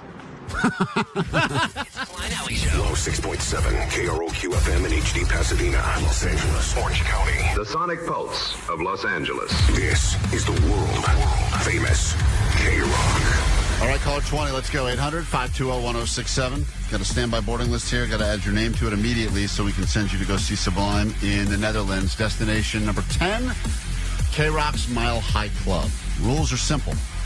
We send you to see KROQ's big bands, countries, all across the world. And all you got to do is call at the right time, get your name added to a standby boarding list, and then you get that exciting call from us that says, hey, good news, you've been upgraded from the regular standby list to the actual boarding list, and then you're off on an adventure of a lifetime. Caller 20 right now, 800-520-1067. A lot of people on the text line, please do not do what you say you're going to do. Vanessa does not want these donuts. Do not send them. Vanessa, what's your favorite type of donut that you don't want sent here? Just out of curiosity. I don't have one. You like the cream filled? No, guys, we're not doing this. If you send donuts, you're wasting your money. You like And you jelly need the filled? money for that gas. Hey, Vanessa, but in a perfect world where you were eating donuts, which ones did you like? The chocolate with the sprinkles? I like the chocolate one and the glazed one. Okay, don't send As a those. sandwich together. Do not send with those. a cookie in the Whatever middle. you do. This hour on the show, lots to get into. Little Johnny does no action, and a rattlesnake expert will save your life. I don't know if you're aware of this, Allie, but more and more people are being attacked by rattlesnakes. I was almost attacked. Oh, boy. Jake, are you a snake defender? They don't attack you. You run into them, and then they might bite you. They're not looking to come get you. Well, if they're in a path and you cross their path, they're gonna They bite your ankle. bite your ass because you they're can, then that's your fault. It's obvious if you're on a path, there's a snake there. As long as you're not stopping through the bushes. Well, it's not obvious because a lot of people get bitten accidentally by. You think everyone who gets bitten by a rattlesnake is like? Is an idiot? Yes, an idiot. That's what you think. You're blind if you don't see a rattlesnake right in front of your face. Jake, you're right. I'm wrong. No, shut up. Klein, that's not me live. That's recorded. Jake's right, I'm wrong. No. Pull that. am right. Delete that clip. You're quiet. You shut up, you. No one ever agrees with Jake, especially me. I think according to the text line, 20 different people are sending donuts right now. Oh, Jesus You guys are Christ. wasting your money. Yeah. I will have self-control. And Hey. 818 said that they're going to send savory donuts. Okay. That's the best. Sandy, good morning. Welcome to KROQ. Hi. So put some bacon on the donut. You are the 20th caller, which means your name is going to go on our standby boarding list. Congratulations. Thank you, and I promise I will not send donuts. Please that's okay. do not. Do not send Don't donuts. send them today. Send them tomorrow. Yeah, do not ever send them, especially if you win this trip. Hold on one second. That's Sandy from El Segundo. Her name's being added to the standby boarding list. Oh, man. I'm excited. This is going to be fun to see what happens over the next 20 minutes here. How many do you think will be left out of the dozen? Not a lot. Vanessa's currently stapling her mouth shut in the back office. We got lots to get into. It's going to be a fun hour here on KROQ. Klein Alley Show. Mornings on KROQ. Yeah! KROQ. The internet's full of riddles and mysteries. We try to solve them every week. Vanessa, do not look at the text line. I'm warning you. Stay away from the text line. Our delivery driver, Salorkidin, is on his way. Oh, that's a different one than I'm seeing. So we have multiple deliveries now of donuts. Someone else is sending cronuts. Oh, man. Those are great. Cronuts are the best. Those are so good. Damn, those are good. But Vanessa's when you not can't gonna have decide them. between a croissant and a donut, you don't have to choose. Why decide? I want a bagel. What? Shut up, Jake. Yeah, Jake, no one cares about you. We're not placing breakfast orders now. We are trying to prove that Vanessa has self-restraint. Yep, I will have self-restraint.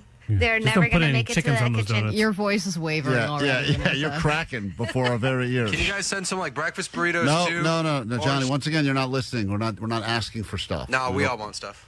No. This guy's frustrating. Let's get into it. It's time for clickbait. Here we go.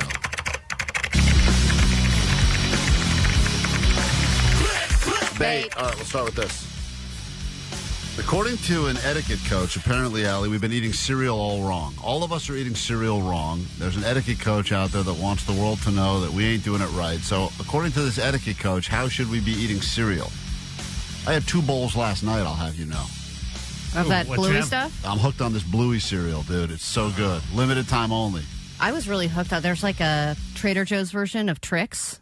Oh, really? Oh, my God. It's good? I can't. Yeah. I was the only person eating that, and it was gone so fast. Yeah, the problem with a box of cereal is I polish off a box, no problem. Are your kids into cereal, Klein? Yeah, but they want, obviously, the good stuff. They want all the things like the Lucky Charms and the stuff that I feel guilty about getting because it's all just sugar. No, but they don't, and I try to get the... This is also sugar, but it says Weird. no added artificial ingredients. Right. Yeah, your kids are not into cereal? Nope, not even a little bit. That's we crazy. We have like maybe Honey Bunches of Oat. That's it. That's us, too. That's all Nobody they else want. in my house I'm like, what the hell? cereal. What do you guys? You guys are kids. You get a hall pass to eat the sugar. Yeah, exactly. I'm going to guess right now I have no less than 10 cereal options in my place right Sounds now. amazing. Right now. You guys want to come by for some cereal? Yes. Yeah. I buy the little boxes, too, like a You have those little sampley I ones? like to have, Hotels? like at the hotels. And the ones where the Apple Jacks are always left over? So annoying. I want to say a Hotel Klein. Why give me 3 boxes of Apple Jacks? No one wants Apple No Jacks. one wants them. You give me one, I like Apple Jacks. one Frosted Flakes and 3 boxes of Apple Jacks. You get your Those are whole good. ratios off. They cut your mouth. They're good. What was the question? According to this etiquette coach, we're all eating cereal wrong. How are we doing that? God. I mean, there's only one way to eat it. That's what you would think, but you're doing it wrong. Maybe they want you to eat it with a fork so that you don't slurp the spoon? Interesting. Jake, what do you believe this etiquette coach says that we're doing wrong? Well, how should we be eating our cereal? The only thing I think of that's different than anybody else that how they normally do it is put the milk in first. Oh, pour the milk in the bowl at the bottom and then put the cereal on top of the milk? Yeah. That is psychotic.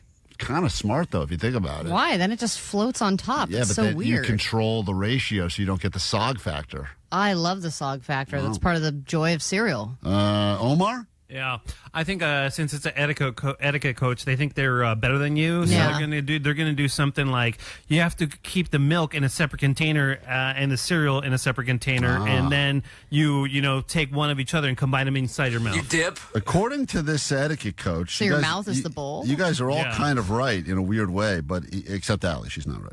Hey. This guy claims, no, you're all a little right. I have horrible This eating guy manners. claims that you're supposed to eat your cereal using a spoon and a fork at the same time. What?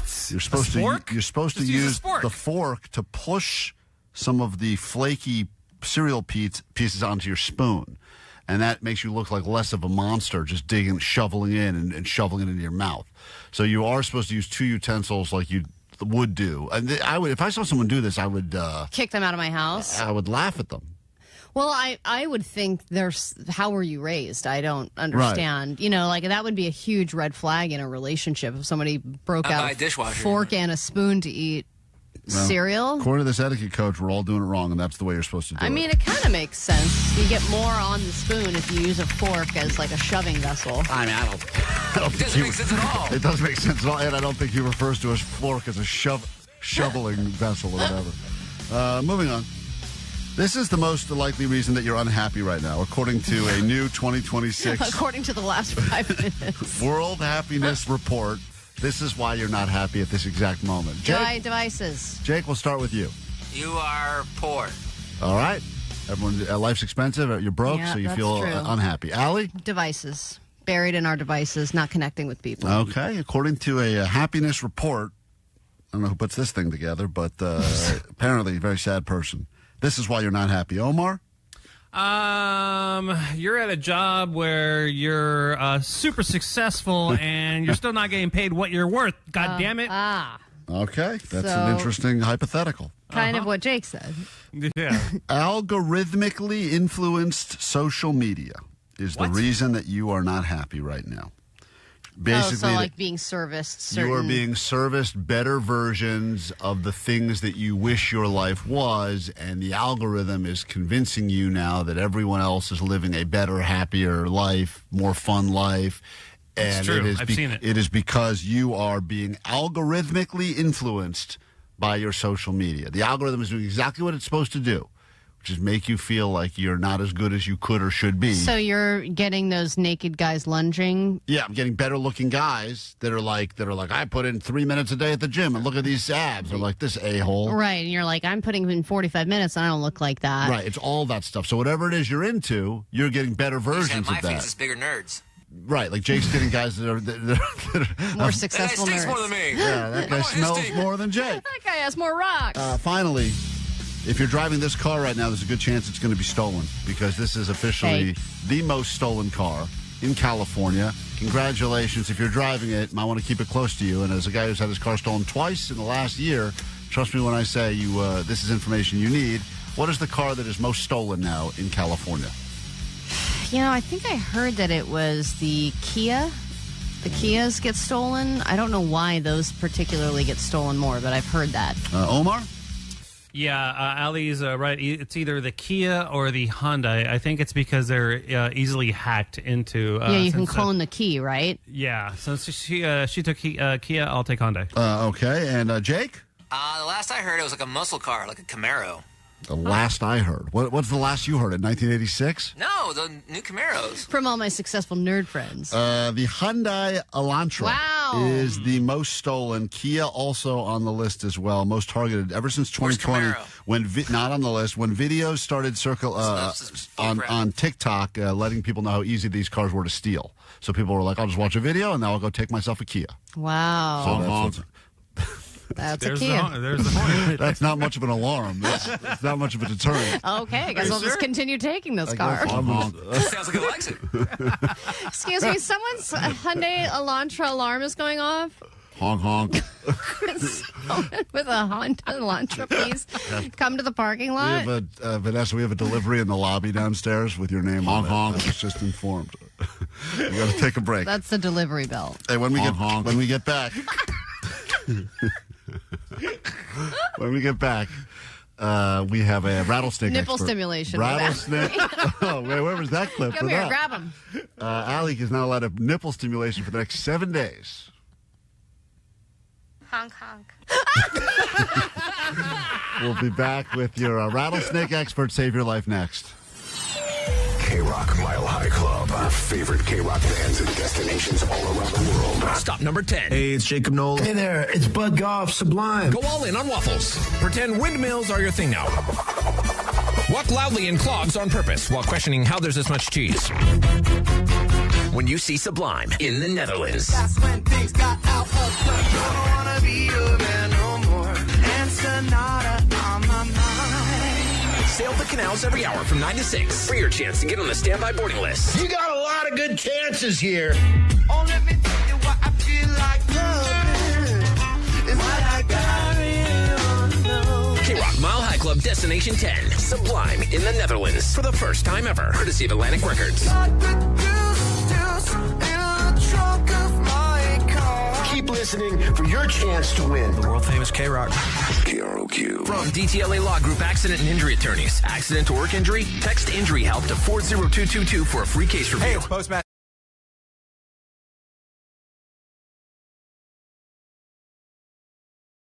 May have not come across a rattlesnake yet today, but the day is young, and there's a good chance that perhaps at some point you do because of the heat we've had, as you know.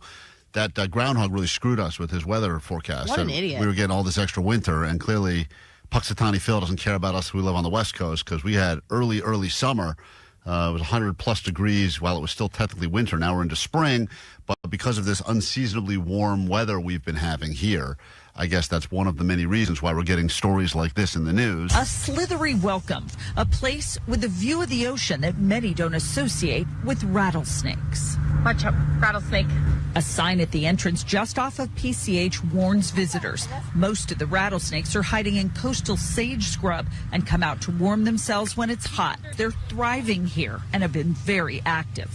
Now listen to this, Sally, because very active. These rattlesnakes are all over. There was another story about a girl that fell off her bike in Ventura County. Oh, I can relate. Got bitten. That's one of Allie's moves right there. Gravity and bikes are not Allie's friend. That was not far from my house. It was in like Newbury Park or Thousand Oaks area, I think. And then there's people that can't even get back to their car. Listen. Most people don't think of rattlesnakes along the coast, right? This is a southern Pacific rattlesnake. They've adapted to evolve along Mediterranean climates, so along the coast. We have them in the upland area. They're even down in the dune habitat. So they're pretty much everywhere. And you can see them on the riprap, the big, large rocks along the Wintersburg Channel. Last Monday, 3 people called the Conservancy office to say that they couldn't cross over the bridge here to get to their car because a rattlesnake was stretched across the cement right behind me here. And now people can't even get to their cars anymore because the snakes are just chilling. Jake seems to think that this is not an issue whatsoever. Not at all. What would you do in that scenario, Jake? You just step over the snake? No, I think you just wait for it to move, or you just get a big stick and poke it. Well, that's why we have an expert on. That's why we had to reach out to someone more qualified to speak about this than Jake. He is the founder and executive director of Save the Snakes, SaveTheSnakes.org. His name is Michael Starkey, and he joins us right now on KROQ. Hey, Michael, thank you for being on with us during this rattlesnake season. Oh, good morning. Happy to be here. How much of the stuff that you heard while you were on hold have we said that has been incorrect? You know, it's really interesting. I was actually delighted to hear that there was quite a few things that were correct. And giving snakes space, and if they won't move, gently urging them off the path is actually the right course of action to do. So big stick is the way to go? Thank you. So normally, if you can just give the snake space, I say 10 feet, and if that snake's not moving, it's thinking it's hunkering down. It's like it's camouflaging, right? Even on a bear trail, it's like, you can't see me. But that may not work, and it may not move on its own. So if you can just get a long stick and tap the end of its tail, it is going to shoot as far away as possible from you. Not going to go towards you and say, I'm going to bite the hand at the end of that stick. Absolutely not. It's only when they get really afraid that they, curl up in that stereotypic defensive position, and people are like, it's going to strike and get me. That is usually when a snake is so terrified that it feels like it can't get away. Any opportunity a snake has to escape, it will. Okay, so I was walking on a trail a couple weeks ago, and as I was approaching a certain area, I heard the rattle. I looked to my right, and hidden in the brush, coiled up, is a rattlesnake, and it was putting its head back as if it was going to start, coming at me to defend itself. But are you saying that that's not accurate? It was so terrified of me that it was, frozen in fear? It's interesting. That snake was actually giving you typically a warning, right? We call that a warning. But really, it was saying, hey, don't step on me, please. I'm right here. Rattlesnakes are actually the most polite snake on the planet because they let you know that it's there before they have to give you that little warning bite. So it's actually kind of this way of saying, hey, don't step on me. So the rattlesnake was saying you are too close and invading its personal space. Right, because of Allie, because of what Allie looks like physically. Is that what you're saying? Here's the thing, though. That sound, as you know, it is a terrifying sound. Yeah, scary. The rattle of the and I know you're an expert, so you think it's probably a beautiful sound. But for the average person, that is a scary-ass sound to hear. You're saying we should not be scared by that sound because usually they're being polite. But the sound is the sound that they would make before. Could they ever just bite you without the sound? Is there in the history of all of your research, have you found any rattlesnakes that don't rattle but just bite? Absolutely, because sometimes rattlesnakes don't have an opportunity to rattle. So, for example, if, in some of these recent snake bite cases, people are being bitten and they may not have heard a rattle.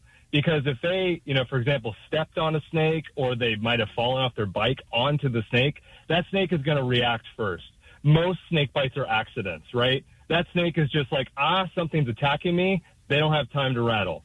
But if they have the opportunity to let you know, they absolutely will. And even that sound gives me incredible pause, because that's an animal saying, hey, back off, don't mess with me. Mm-hmm.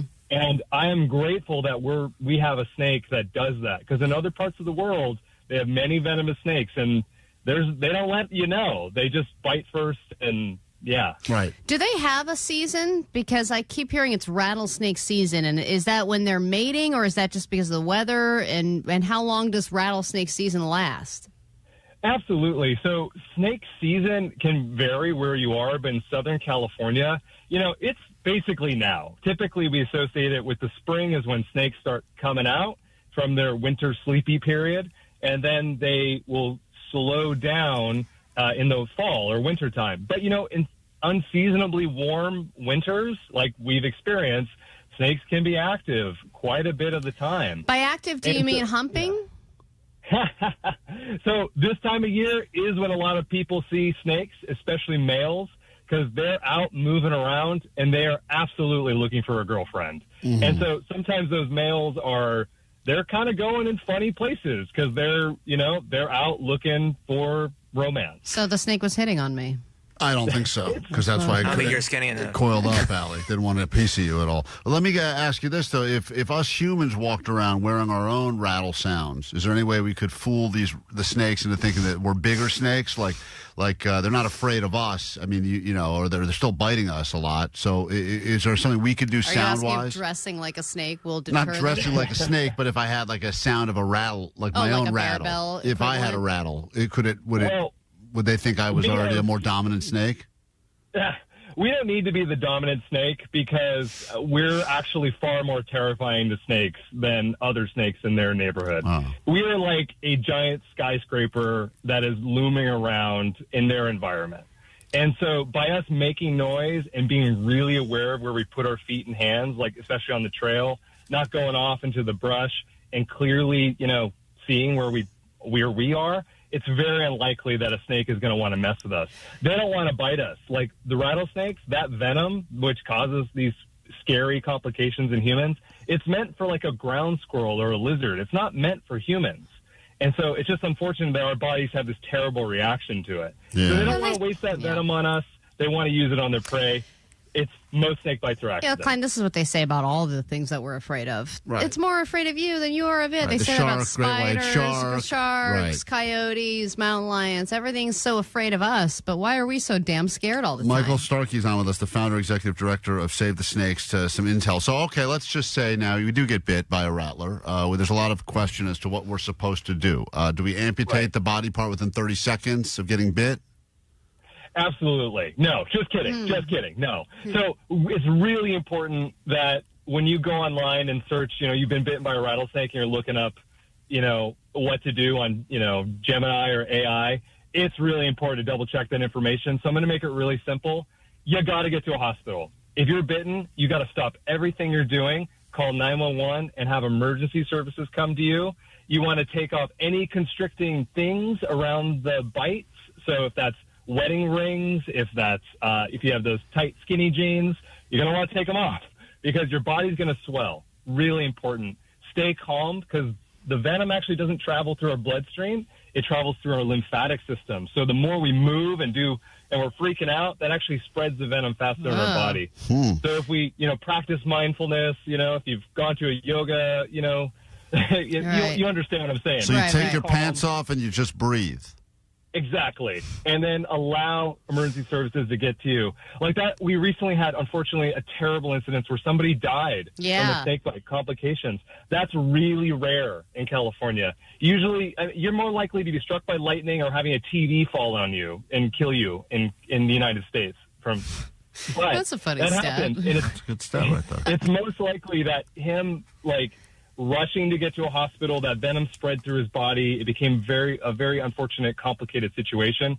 If you stay calm, have emergency services come to you, you have plenty of time to get to a hospital. So you don't suck the venom out. You're not supposed to pee on it, suck the venom out yourself. Jake said earlier you're supposed to put the body part that was bitten above your heart or something like that. It's all BS. Well, it's funny because you actually had some truth in there, and it wasn't the peeing on. You do want to elevate the bite according to the above the heart, because that venom, you don't want it to stay localized in the bite wound. So if you're bitten on the hand, you raise it elevated to the heart. But yeah, no need to pee on it or anything you see in a John Wayne movie. You should pee on it just for good For measure. for the story. Victor, go ahead. You're on with our snake expert right now, saving your life from the rattlesnakes that are apparently all over Southern California. Hi, yes. Hi, yeah. So me and my family just started hiking, so I'm trying to figure out when is the best time to avoid rattlesnakes. Would it be like early in the morning before the sun comes out? Because they get up late. It's the weekend. They don't want to get up early. I'm just is that the best time to avoid? Yeah, what time of the day would you be more likely to encounter a rattlesnake? Is it dusk? Absolutely. So it kind of changes throughout the year, but I think the best time to go out into nature and enjoy, the beautiful places that we live around is when you want to go. Because rattlesnakes and other animals are a part of the environment, and it's actually pretty amazing when you get to see one on a trail. But if you're a little concerned and don't want to see them, it's really unlikely to see them in the heat of the day, like the hottest part. Usually when you don't want to be out, they don't want to be out. And so I recommend if you're going out in like the morning or the afternoon, just be prepared that you could see a snake. And if you do, give it plenty of space and allow it to move on the trail, and you won't have any problems. So are we all going to pretend we know how snake sex works? Or? I think most of us know how it works, right? Totally. Michael just confirmed that we know what we know. Well, I'm not sure what you know, but I bet it's more complicated than what you think. Really? Like they stand up and wrestle. It's cool looking. They stand up and wrestle each other? So, first of all, you see those videos all the time on TikTok and YouTube of two snakes wrestling? They're not wrestling. They're not. They're actually wrestling. They're not mating. Those are two males, and, they are actually competing for a female. There's a female off in the distance. Snake romance is actually a much gentler affair where the male is quite romantic and does some chin rubbing, and there's a lot of loving to happen. But first, that male rattlesnake has to go and kind of beat up another competitor to win the right to mate. Cool. That's pretty cool right there.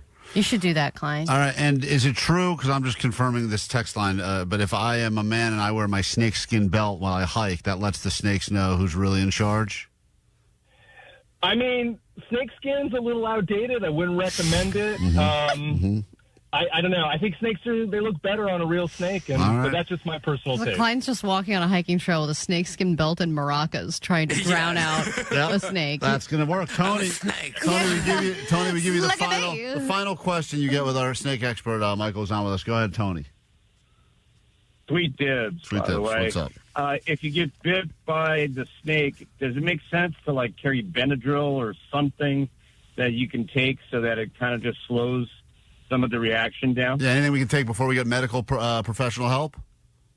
So great question. That's one of the things you see online. You don't want to take anything because when you get to the hospital, they're going to give you the really good stuff. And you don't want to take anything that's actually going to impact the drugs and the antivenom that they give you later. So don't take anything, suffer through the pain. They're going to give you really good stuff once you get to the ambulance. And none of us can own our own antivenom. You got to get that at the hospital. You can't buy that black market, deep web, anything like that, right? Well, believe it or not, you can get a permit to do it. It's a little complicated. And that's usually for specialized facilities and zoos and other places that keep some pretty serious venomous snakes. All right. Well, listen, Michael, fascinating. This is Michael Starkey, founder, executive director, Save the Snakes, SaveTheSnakes.org. We'll put up all the information so that now we know a few things we should do and not do if we want to seduce a snake or at least not get bitten by one. Learning all these things for me to probably only forget them in a few months. But still. I got it. Now, Jake, I think it's clear. Jake, I'll give you one fact now to try to impress our snake expert. Jake, by the way, Michael tried to convince us to cancel you earlier because he said that he knows more about snakes than you do. I didn't say I know more. I said I knew what to do if you got bit. Well, you didn't say most of the stuff that Michael said, which was actually useful, helpful information. I could have if you gave me the opportunity. So what is one thing that Michael missed out on? He did. He did good. Oh, okay, great. How do you feel, Michael? You got some validation from our friend Jake the Nerd. I'm honored, Jake the Nerd, and I think that you and all your colleagues and all your friends should come to our Sacramento Snake Festival. Ooh.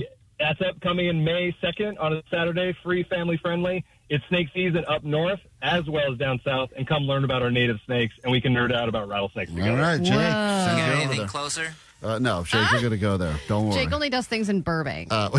Could you move the festival to Burbank for Jake? Thank you. We got to take I'll go to La Crescenta. We're back in a moment. ADD news to get to. We'll help you live forever with an old people secret. We're saving lives all over the place today. We sure are. More show next. KROQ. Klein Alley Show. K-Rock, Klein, K-Rock, Alley. K-Rock. Klein Alley Show.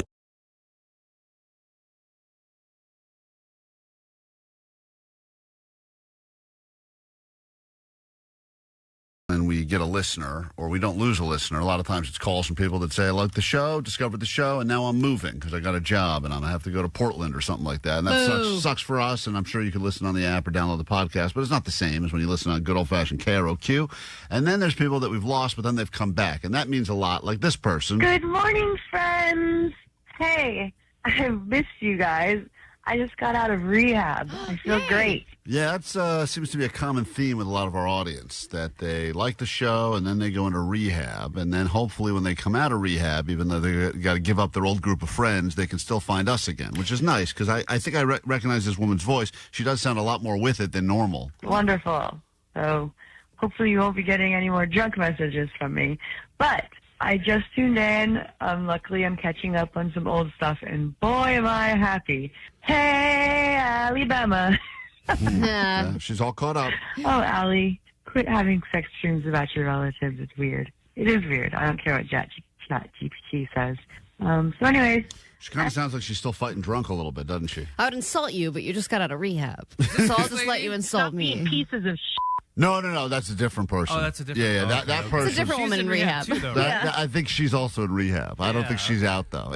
Everyone who listens to this show is either on their way into or on their way out of rehab. It sounds like. I don't know if we're funnier pre-rehab or post-rehab. Definitely I'm pre. interested in the difference. Yeah, pre-Allie. There's no discussion. What kind of question is that? She's still calling us. I think that's how you know rehab Yeah, works. but she's going to be over it. Give her a week. Yeah. She's going to be over it. Yeah, when you listen to the show and you get no more enjoyment out of it and you find us to just be a bunch of babbling idiots, your rehab has worked, okay? In the meantime, when we're entertaining, it's because you need rehab. I'm back. I missed you guys. Love you. Mean it. Talk to you later. Bye. Okay, we missed you as well. That was very nice. Now, Our show should be one of the tests where they play it and they go, is this funny? Right. No. Okay, you're cured. You're cured. You can You get can out of it. This is what she sounded like before rehab. We did find her. I just pressed a button. Well, Okay, bye. Yeah. This is before rehab. It is junk, yeah. K-Rock, baby. All right. That's all it's talking about. Yeah. I'm going to call you in, you know, it is praise. So clearly she's making progress. She's a lot nicer. Sure, friendlier now. Let's get into this, your news, and then a brand new hour of the show can officially begin. Grab your Adderall. It's time for ADD News. So as the TSA problems continue, the government's solution was to send a bunch of ICE officers to the local airports. They really have adopted the method of solving problems by creating new ones. That's our bit.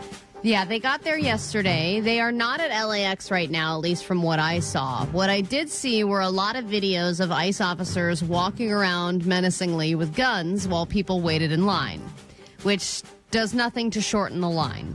They are not TSA trained, so they can't really help with anything the TSA agents were doing.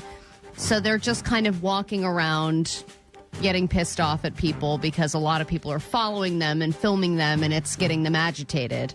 So, well, they would hide their faces for so long. They're not hiding their faces at the airport. At the airport, they can't hide their faces. Yeah. So it was this. So they're getting mad. My buddy Michael Costa, who's on The Daily Show, he had an interesting comment about ICE, and he said that to be an ICE agent, Allie, you have to train for, guess how long you have to train if you want to be an ICE agent, get hired by ICE, which now means you're being hired by the TSA. I think you watch like one training video, right? So I think within 6 weeks, you are officially an ICE agent. For comparison's sake, he wanted to see how long it would take you to get hired at the Gap. And to get hired at the Gap, it's 6 months.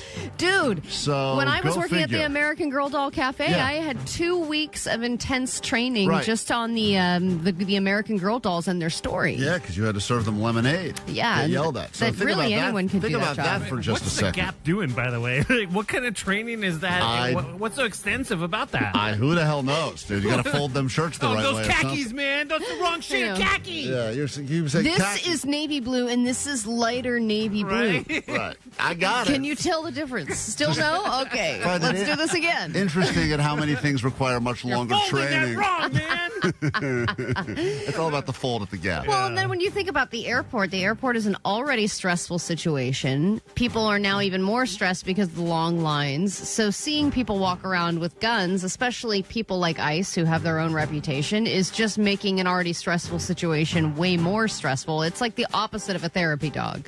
Yeah. It really is just, and it's not making any of the lines shorter either. No. It's So- actually just, I think, creating some more of the problem. Yeah, and then there might be incidents Now because there's more people news are going going there to to start cover coming it. at each other. We've always talked about this. It's already, the airport's an absolute cluster F at all times. Whenever there's a story that the news goes and covers, their news crew vans mess up traffic even more. Right. And now you're just giving them something else to cover. So that was How just come more they don't volume. tell them to move along? Yeah, What kind of yeah. free pass do they have? That's a damn it? great point. By the way, here's a great hack. You want to take your sweet-ass time dropping your friends off at the airport. Use a news van. Use a news van. Totally. Paint news on the Just side of stand there your with car. a microphone and wait for your relatives. Yeah, because you're right. They don't get moved. I wait for 15 seconds. They go, let's go, move it along. Gonna You give could you a probably ticket. leave it there all weekend while you go away. You're in a news van. They just let you sit right there, camp out, and mess up traffic on that whole loop. All right, would you adopt a pet? Why not adopt one? Why adopt one when you can adopt 100? Because LA needs your help with some new unexpected overflow. They found hundreds of dogs and cats in a woman's house in Lake Hughes. Neighbors were complaining about frequent barking and strong odors for years. They were complaining for years. Finally, some action was taken. When they got there, they had to wear hazmat suits and respirators. They rescued 300 dogs and cats, but the woman who lived there swears that she treated them all great and said that these rumors that she wasn't caring for the animals are totally BS. Regardless, she doesn't have them anymore. So now there are a ton of animals that need homes, and some shelters, they, I guess, shipped out some of the animals to Chicago to make room for these ones. But Vanessa, I know you were a bit overwhelmed when you adopted a puppy. What about one of these nice adult hoarder dogs? I can't because I can't have dogs at my place. We'll write a I letter. think they just told you that. Yeah, I think you probably could. Did you say that they have a rule about dogs, but you have neighbors that have dogs? There's like a neighbor that has a dog, but See? they're like Jake. Oh, what does that mean? They're smelly? Like how Kiwi is a support animal. They don't have sex a lot, you're saying? Oh, they or- have doctor's notes. Is Vanessa sedated right now? What is happening? Yeah, Vanessa's picked up where that She needs listener her left coffee. off. Guys, Yeah. she went to bed late. She went to bed at 7. Okay. Oh my god. She's cranky. And then this story is insane, but there is a fascinating murder case. It's an open and shut case, though at first people doubted the murderer because how was he able to murder without limbs? How did someone with no arms, no hands, manage to fire a gun Oh, I know, that's and a allegedly joke, kill right? someone? Yeah, okay. How did a man with no arms? Hold His on. name's I'll, Matt. I'll tell you the. I'll tell you the joke again. Ready? How did someone with no arms, no hands, manage to fire a gun and allegedly kill someone? That's hilarious beginning. The joke is something about, like, he's just getting ahead or something like that. Oh, He's yeah. just ahead or something about nubs. I got to figure out what that would be. Okay, I'll think about it. There is no evidence at this point to suggest anybody else was involved in the shooting, and that he acted alone on this. Now watch closely. You're looking at the man accused of murder in this case. Video from his TikTok page titled "No Hands, No Feet," shooting 9mm handgun. His TikTok Right. page is called "No Hands, No Feet." It's a great title. Is that the punchline? Well, but I think it's probably, if you're on the case, it's got to be tough to try because no fingerprints at the crime scene. There's a lot of stuff, but there were so many witnesses. His name is Dayton James Weber, a 27-year-old quadriplegic amputee and professional cornhole player. Charles Is he the County Sheriff- cornhole? The plot thickens. He's the Is he the beanbag? hole. He's the cornhole. He's the guy they throw through the They hole. got it in. Charles amazing. County Sheriff's investigators say Weber was the driver when he shot. Weber was the driver. First of all, he was the driver story in is- a car This full is of like people. Cody, your friend Cody. Yeah, Cripple Cody. Cripple Cody. But yeah. of all 4 people, are they like, who's driving? Maybe this was the car that was rigged for him, though. You know what I mean? I guess Because they so. need all the- Yeah, they need all the attachments in order to Hey, drive. Vanessa, I'm not kidding. This could be a great movie. Can you find out about buying the rights for this? I bet you we could get them cheap right now. And then we could find like a decent actor to play this guy. We'll call it, what do you call a man with no hands and no feet Yeah. who can kill someone? We already got a title. It's great. When he shot and killed his front seat passenger, then asked those in the back seat to help get rid of the body. They refused, got out of the car, and alerted police. Weber took off with the victim in the car. He took off with the victim. Car identified as 27-year-old Bradrick Wells. Wells's body was found dumped in someone's front yard in Charlotte Hall, Maryland. He dumped the body. I would pay for video, to watch that. I mean, How would he dump a body? I don't know. This guy was able to accomplish more in a day. And I'm not only talking about his cornhole abilities. Forget about the murder, the driving. But you see them shooting the guns. He has long stumps. They're not short stumps. All right. Well, in that case. I rest my case. No glory. Thank you. Omar, new hour starts now. It's Klein Alley Show. 106.7 KROQ FM in HD Pasadena, Los Angeles, Orange County. The Sonic Pulse of Los Angeles. This is the world famous KROQ. Caller 20, let's go. 800-520-1067. Got a standby boarding list here. Send you to go see Sublime in the Netherlands.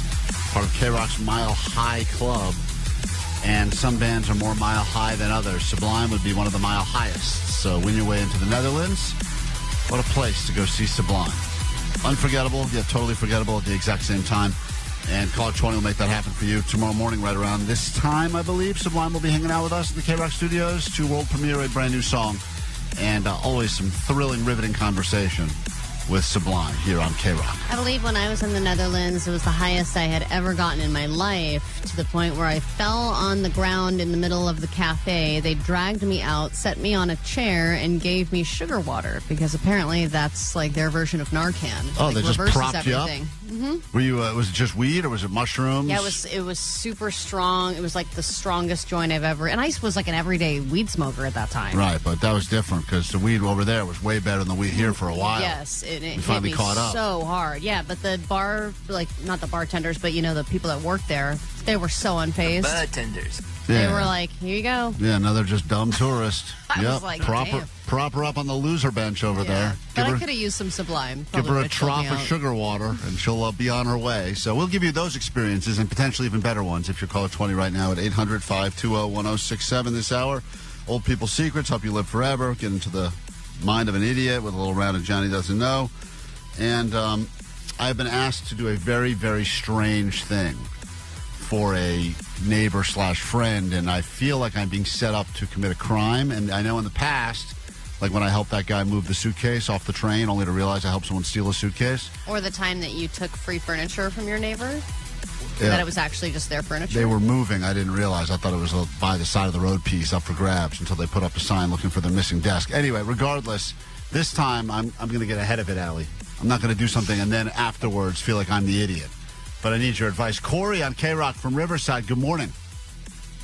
Hey, what's good, man? How's it going? It's going good for you. You are the 20th caller, so we're going to write your name on the standby list, and hopefully we call you back and tell you to pack your bags. You're heading to go see Sublime in the Netherlands, all right? Oh, sweet. Thank you, guys. Yeah, hold on one second. Right now, water. It's just your name on a list. Eventually it could be you propped up on a bench drinking sugar water with some Sublime. I'll come to you with my problem next. KROQ. Klein Alley Show. Mornings on KROQ. KROQ. Yeah! KROQ. KROQ Klein Alley Show. Yeah, Vanessa, I don't know if you've noticed the amount of donuts that have already arrived There's here. so many. Please stop, guys. Haven't you noticed prices? Gas prices. Why are you telling people about gas prices? prices? What yes, are you saying? What Have I'm a saying couple is, more don't waste donuts, your someone money had- on donuts, because I will not have a donut. We This is saw turning you. into a challenge. I won't eat it. I watch you walking by looking at all the boxes every time a new I was box arrives. closing the boxes. I don't want them to go stale She's for just the people that are going to opening eat and it. closing them over and That's really over, sad. organizing the Just donuts. wafting the smell. We saw her stand over a box of donuts eating a bag of Skinny Pop. It was one of the saddest things I've ever seen. I know, and she's looking longingly out the window into the company kitchen. Stop sending donuts. Vanessa can't say no. She can say no for a little bit, but eventually She doesn't like wasting food. doesn't like wasting food and wants that donut. They are good. Here will eat it. A lot I of know different. We both had a boxes. donut just now. They've It was been delicious. great. Tell me if I'm being set up for. I think I'm being set up for like a murder situation because I have a friend that lives nearby, and in the past when he's left town, he's asked me if I could feed his family's fish. This is a friend first, neighbor second? Friend first, neighbor Okay. second. But the last time there was an issue with the alarm where it kept going off even though I wasn't there. And he said, this time it's easier if I just bring the fish over to your place. I said, that's fine. I don't care. If you want to carry the fish tank over to my place, you can put it on my counter. Such an annoying drive, by the way. The whole thing is annoying for him, but better him than me. He brought the fish in a jar. Now I got this fish in my house. He said, in a jar? Well, no, he finally poured it back into the tank, but you can't move the tank with all the water. I mean, the guys left town for a week and a half for spring break or whatever. So he says, can you feed the fish? And then he said to me, by the way, if you don't feed the fish and it dies, it's not the end of the world. So do you think he's saying that to take the pressure off of you, or do you think he wants the fish? He says, my gone? kids like the fish. I don't really care about the fish. To be honest, I forget we even have a fish until the only time I remember we have a fish is when we leave town, and then all of a sudden we got to find someone to watch the fish. His wife, unrelated, has said to me, hey, if you take care of the fish, fine. If you don't want to and the fish dies, that's also fine. So now both of the parents have said to me pretty much, if the fish sleeps with the fishes. What? Can you clarify taking care of a fish? Well, what does that entail? Taking those little flakes. You got to put 4 to 7 pellets in a day, which seems. So they don't have, and they have in all these years, they haven't invented anything that you could put on the lip of a tank. Oh, they do. Yeah, they have things that self-feed, or they have those there's these little discs, and they just dissolve slowly, or they just bite at it when they're hungry. Where or it something. can stretch out to a week or two. Listen, I said to the guy, this is like the 3rd or 4th time now I've watched this fish, and I've said to him, usually I just go over to his place. As I said, I would just take my dog out for a walk over to his place, put a couple of pellets in the fish tank, and leave. No big deal. I don't care. It's not that much of a favor. Is it just a beta fish? It's a beta fish. Yeah, those things live forever. But I don't think either of them want the fish. The kids like the fish, but once again, a fish is like it's there. No one really notices it. But even if a kid likes a fish, they're not thinking about the fish 100% of the time. Yeah, but here's the thing. If the fish was gone, they might be sad for like a half day. But I remember toward the end of my fish, Reddy, my wife wanted that thing out of the equation. Because she thought the tank smelled bad. She didn't like it. Oh, my God. I had to clean that stupid fish tank all the time. She kept saying, and it got dirty so fast. She's like, I want this fish dead. And she also tried to put that on me because she doesn't want to be the responsible party. Well, you look like a fish killer. I look like a fish killer. No, I don't. Didn't you kill 2 of them? Ready 1 and 2? Ready 1 and 2 and 3. 3 didn't make it. There was a third one. Yeah, third one. I didn't write a whole Dr. Seuss book. You're a serial killer, dude. Fish that you killed. Listen, That's a horror franchise. The problem is the tank was put too close to the window. The water was getting a little hot. So you boiled the fish to death. The first two. So cruel. You did it twice? That's a horrible way to die, by the way. I put it together myself. It was like I solved the crime. I'm like, what's going on here? This water feels warm. Oh, wait a minute. It's collecting all the stuff. Second fish this out. Yeah, I can see the water's bubbling. I can't figure this out. But then, so now I feel like they basically both said to me in their own way, if you could take the heat and kill the fish, then we're cool because we didn't kill the fish. And you did while we were out of town. And so then why don't you just take it, flush it down the toilet the first day, and call it a vacation? Yeah, but then those kids will always look at me like I'm the guy who killed their fish. Well, then you're taking one for your friend because your friend doesn't want to be the guy who was thought of as killing a fish. No one wants to be the bad person. It's like anytime, if you're a parent, even if you had a real animal and you decided this ain't working for our family, we've got to take it somewhere else. I remember a guy that killed my fish in college. You still remember? I still remember. And he's completely changed his life, but he poured vodka into my fish tank and killed my fish. And I will never forget that Never he forgive did that guy. Yeah, I don't want to be that person. Yeah, you don't want to be remembered as a fish killer. So, Vanessa, need you to come by later and take care of this. Oh, my God. Right. I've never killed a fish before. I'll give you a donut. You throw it against the wall. No. Whatever you want. The whole tank or just whatever the fish? whatever she's in the mood for. All right. After the show, make some time. You know what I'm saying? You can kill it slowly, go Klein style. If you're hiring a hitman, you got to pay up. Vanessa, what's your price? I'm not going to kill a fish. But give me why not? Vanessa, come over with piano wire and make it happen. Yeah, give me the real price, Vanessa. I'm being serious now. Everyone's got a price. I'm thinking about it, but no. More skinny pop? No, nothing. Turkey sandwich? I'll do it for turkey sandwich. Just don't clean the Jake, tank. you're More in. coffee. I got small little concrete blocks I'll put on it. Okay, great. Jake's in. You mean rocks? No, small concrete blocks. I don't think that's how you can kill a fish because I think they can still breathe down there. No, it's supposed to work. We got to take a stupid break. Sorry, the break's not now stupid. I'm not even sure anyone can kill the fish. The methods are very questionable. I mean, I keep putting these stupid pellets in. Things not eating, but still swimming around. I hate that. I'm like, I eat know. the stupid Put pellet. some vodka in there, dude. Oh, maybe a little. It worked. hockey in Yeah, there. this guy Johnson, he poured a lot of vodka in there. I would not feel good. I could not do it knowingly. I didn't kill any fish knowingly. I couldn't Get do one that. last party. You can't do it knowingly because you're a pussy. No, because I don't. Why would what does the fish ever do to me? I don't kill the fish. Should feel guilty eating sushi by the fish. After that. We got to take a break. When we get back, help you live forever next.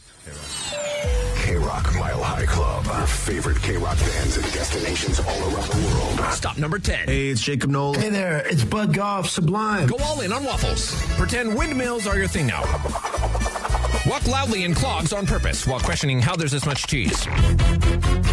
When you see Sublime in the Netherlands. That's when things got out of control. I don't wanna be a man no more. And Sonata on my mind. Sail the canals every hour from 9 to 6 for your chance to get on the standby boarding list. You got a lot of good chances here.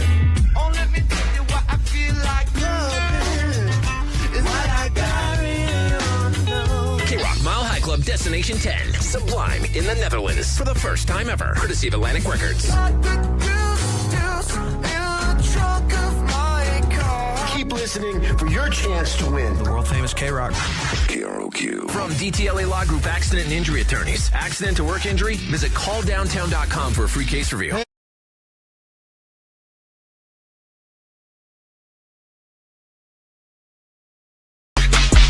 You know that pink thing that like your aunt always shows up with? He's like, I brought the fellatio salad.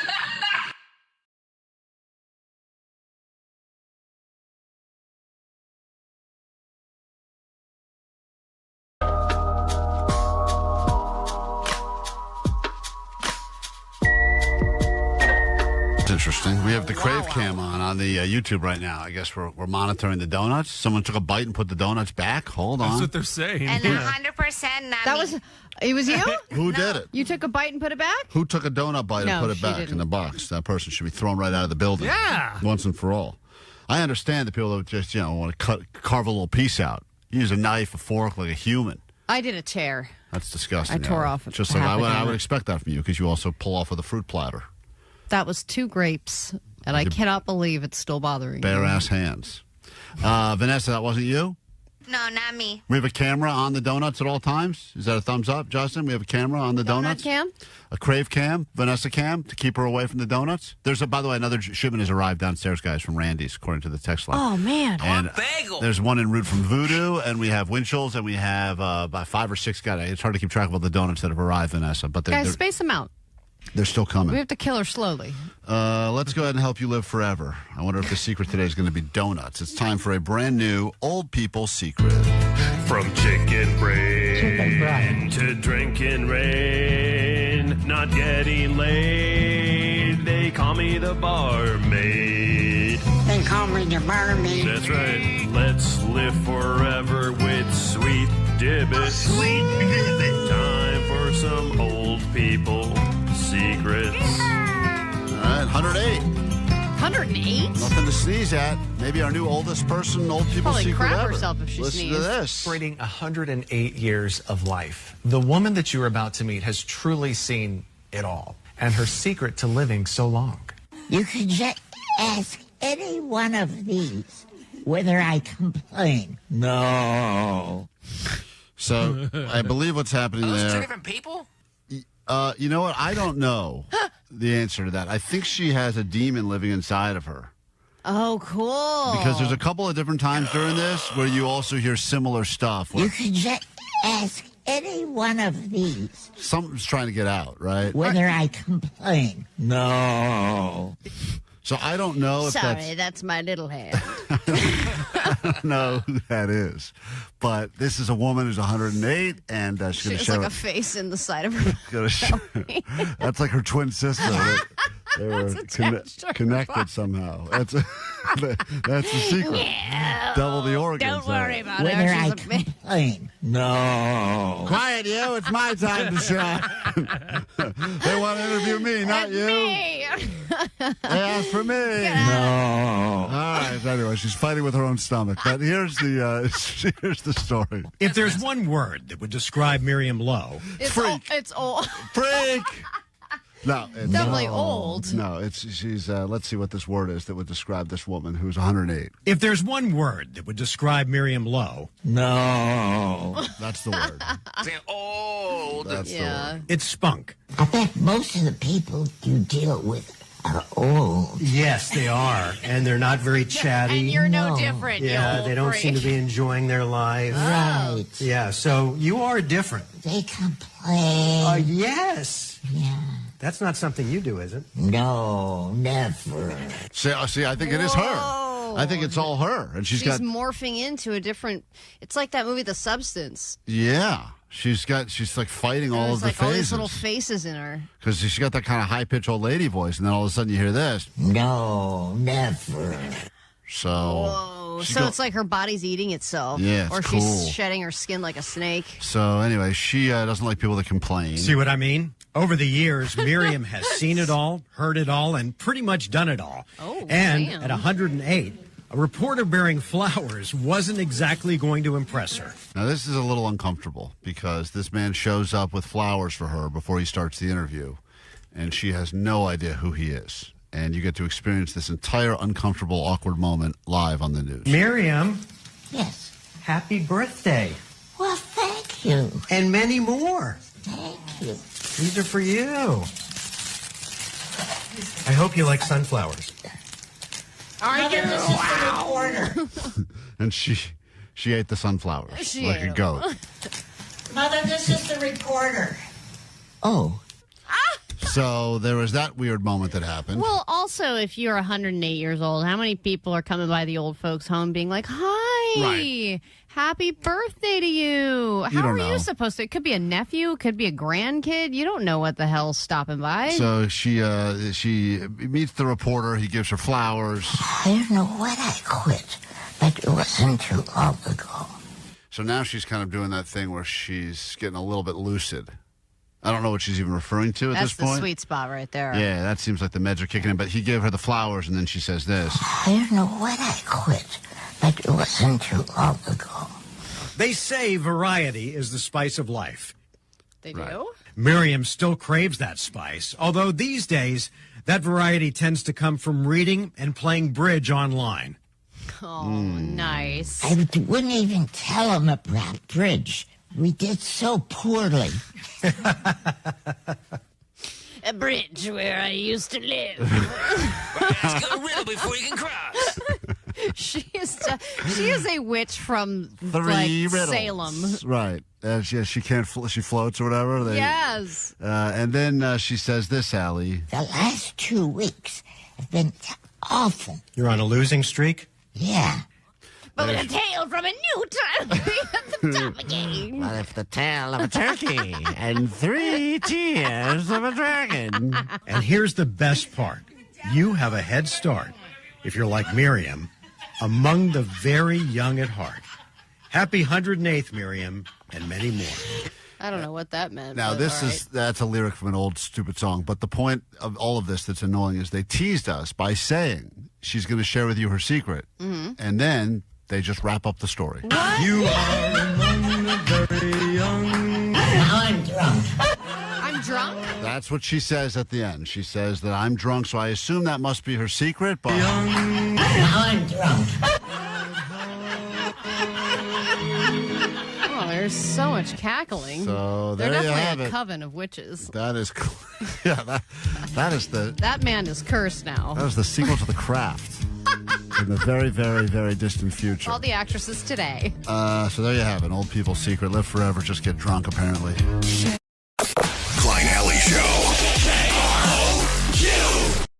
J-Rock Klein Alley Show. Wrap it up. Takeaways, 800-520-1067. Sluggo's in a moment. Got some more of those spots for you on that standby boarding list. Go see some Sublime in the Netherlands. And if you can't wait that long for some Sublime, don't worry. They're going to be in the studio with us tomorrow where we will world premiere, I think, the third new Sublime song in, it feels like a year. A new album, too. New album. I don't know what's going on. So. You know me. You've got I'm dumb. I haven't read the. I just saw Sublime's coming by, but I wasn't sure exactly why. I knew they were going to play a new song. But Vanessa, they're here for other things as well. New single, something else. I'm looking at the email right now. She hadn't read it either. Unbelievable. I mean, that's what I was reading I'll about. get to it after the show today. I wonder if they ever use that drop. Yeah. Girl talking about Sublime. Oh, yeah, that's right. They were going to use a sample from one of the listeners that we had. That's right. I forgot about that. Yeah, that was a great drop. Well, we'll have to figure Who out. knows that we forgot about that? Man, thanks for reminding us, Jake. Well, anyway, we'll be prepared by tomorrow, I'm sure. Anyway, Sublime stopping by, and we'll get you on that standby boarding list again tomorrow. More of those tickets to go see Shane Gillis at the Hollywood Bowl and Allie's Money right out of the gate at 7:20 a.m. tomorrow morning. All right, takeaways from today's show. What do we got? Okay, 626. My takeaway is rattlesnake bites. Just take your pants off and breathe. That's all you got to do, according to that expert we had on today. Not Jake, but the real expert that joined us. It'd be hard to do that in Runyon Canyon. Really breathing in that area feels really disgusting with all the dog pee. 503, my takeaway is I just found out I need rehab because I find your show funny. Oh, yeah, that means you need rehab. And as soon as we're unfunny again, your rehab, you've been cured. 650, Klein's kid is getting an A in bullying. Yeah, that was brutal. 774 is Allie's wonkiness was created in the womb.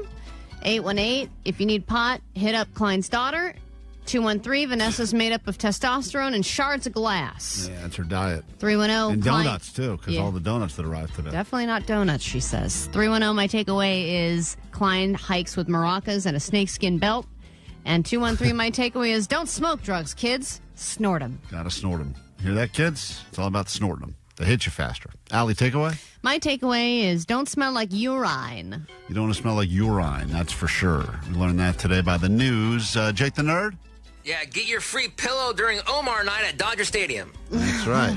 He's a big fan of stuff to help you sleep. But the game will help you sleep, he believes, by itself. But then you get other things to help you as well, like those sleep masks. You can do a whole line of sleep stuff at Dodger Stadium. Finally, Omar, takeaway? My takeaway is that Vanessa kills puppies, not fish. Yeah. Honk, honk. Right. We don't need to say that again. Honk, honk. Have a great day. We'll do it tomorrow. Why that's so funny to Do me. it tomorrow. Try to do it better. If you need us in the meantime, there's a GOAT line for you, 844-956-GOAT. Honk, honk. It's just so nonchalant. Honk, honk. Glad it brings you guys so much joy. It's like you walk by a hot girl and you're just like, "Rup, there it is." Honk, honk. All right. Well, Hey, Abovian. honk, honk. Yeah, there she is, walking in. So true. Is that when you said that? I don't know when why. she left or when she came? I didn't say that Was about that off the Bogan. air? You're all Honk, honk. What was where you said it? What was the context of honk, honk, Jay? Because I don't even know. Dang it. I had to go back and see where I sent to Omar and then look at the day. God, we don't know anything. All right. Well, do it tomorrow, I guess. Bye. Honk, honk. Bye. Klein and Alley, it's just okay. Honk, honk. Klein and Alley, it's just okay. Oh. Klein and Alley, it's just okay. Just okay. Honk, honk. Klein Alley Show. Mornings